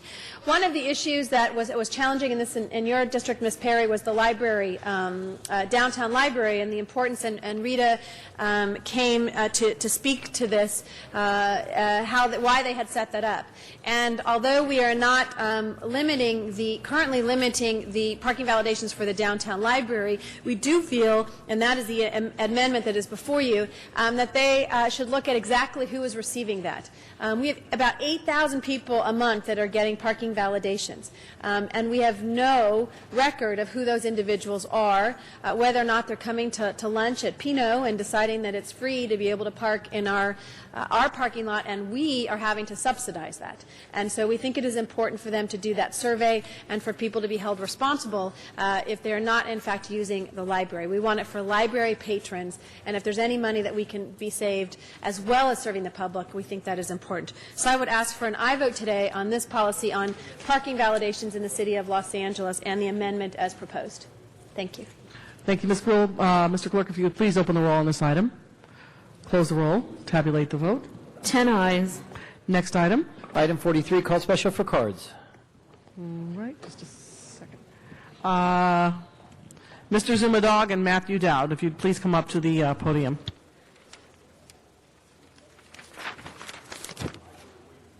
Yes, I, Rastafari. It's Zuma Dog, candidate for mayor. I'll be on the Pat Morrison show today at 1:50 in the afternoon. And good day, LA. I'll be talking about this. Okay, I'll get to it. I'm sorry.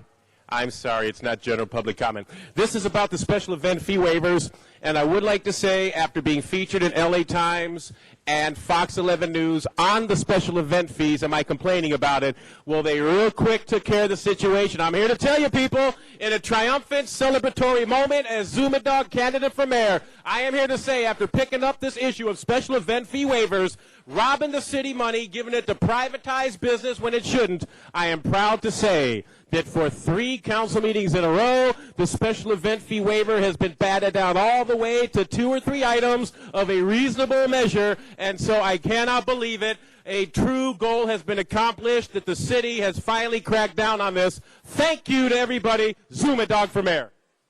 Next speaker is Matthew Dowd. Yeah, thank you. Nice to be back. Public comment. This is, again, like Zuma said, this is one we've been very vocal about because a lot of these fees were not being repaid to the general fund, yet they were commercial events not open to the public. Now, so we got some good ones here. The Herbalife facility tours, that's Herbalife. They're reimbursing the city for all fees and costs, so I'll mention them one more time, Herbalife. There's another one, the Tip a King on February 22 is a special event. Unfortunately, the city has to pick up the tab for that, but it's only $1,000, not like the Grammys, which are $400,000. I hope you can see the difference, people.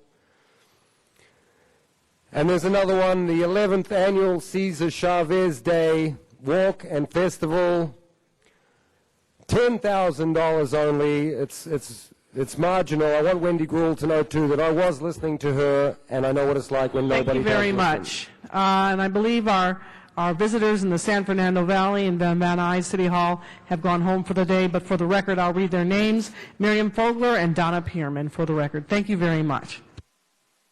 There are no speakers in the queue on this item, so if you would open the roll, Mr. Clerk. Close the roll. Tabulate the vote. 10 ayes. All right, next item. Item 31, called special for cards. Item 31. Item 31, Mr. Zumadog. All right, this is the bombshell issue that Zuma Dog exposed as candidate for mayor. My biggest concern, as somebody who may be inheriting the city as mayor, is the massive wave of lawsuits in federal court waiting to be filed over the city of Los Angeles' REAP rent escrow account program. Now, Eric Garcetti stopped me on Friday after the council meeting and said, well, gee, REAP is good. It cracks down on, bad landlords. Yes, there are applications that are positive. I'm talking about the corrupt, vindictive, retaliatory measures that REAP is taking against landlords that ends up hurting renters. Both end up losing. I see I'm short on time, but I'd like to say please go, the number one reason I need to be elected into office is to take back the city of this vindictive, retaliatory spirit that hurts the mom and pops. Because not only have I heard about REAP, this is being done for hotel mom and pop operators. Clean up City Hall. Thank you very Zuma much. Dog for mayor. All right, Thank you. All right, Mr. Clerk, there are no speakers in the queue on this item. Would you please open the roll, close the roll, and then tabulate the vote? 10 ayes. Next item, please. Item 44, called special for cards. I don't have any cards in here.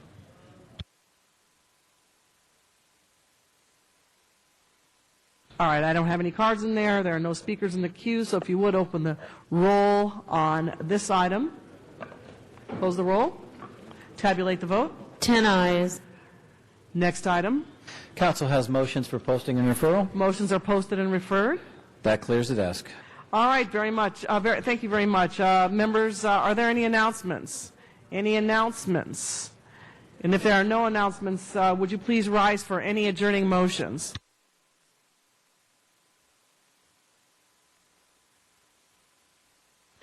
Any adjourning motions? All right, I believe, Mr. Zine, do you have an adjourning motion? Well, this is a good day. And now, if I might ask the clerk to call the roll. The meeting is adjourned. Thank you very much.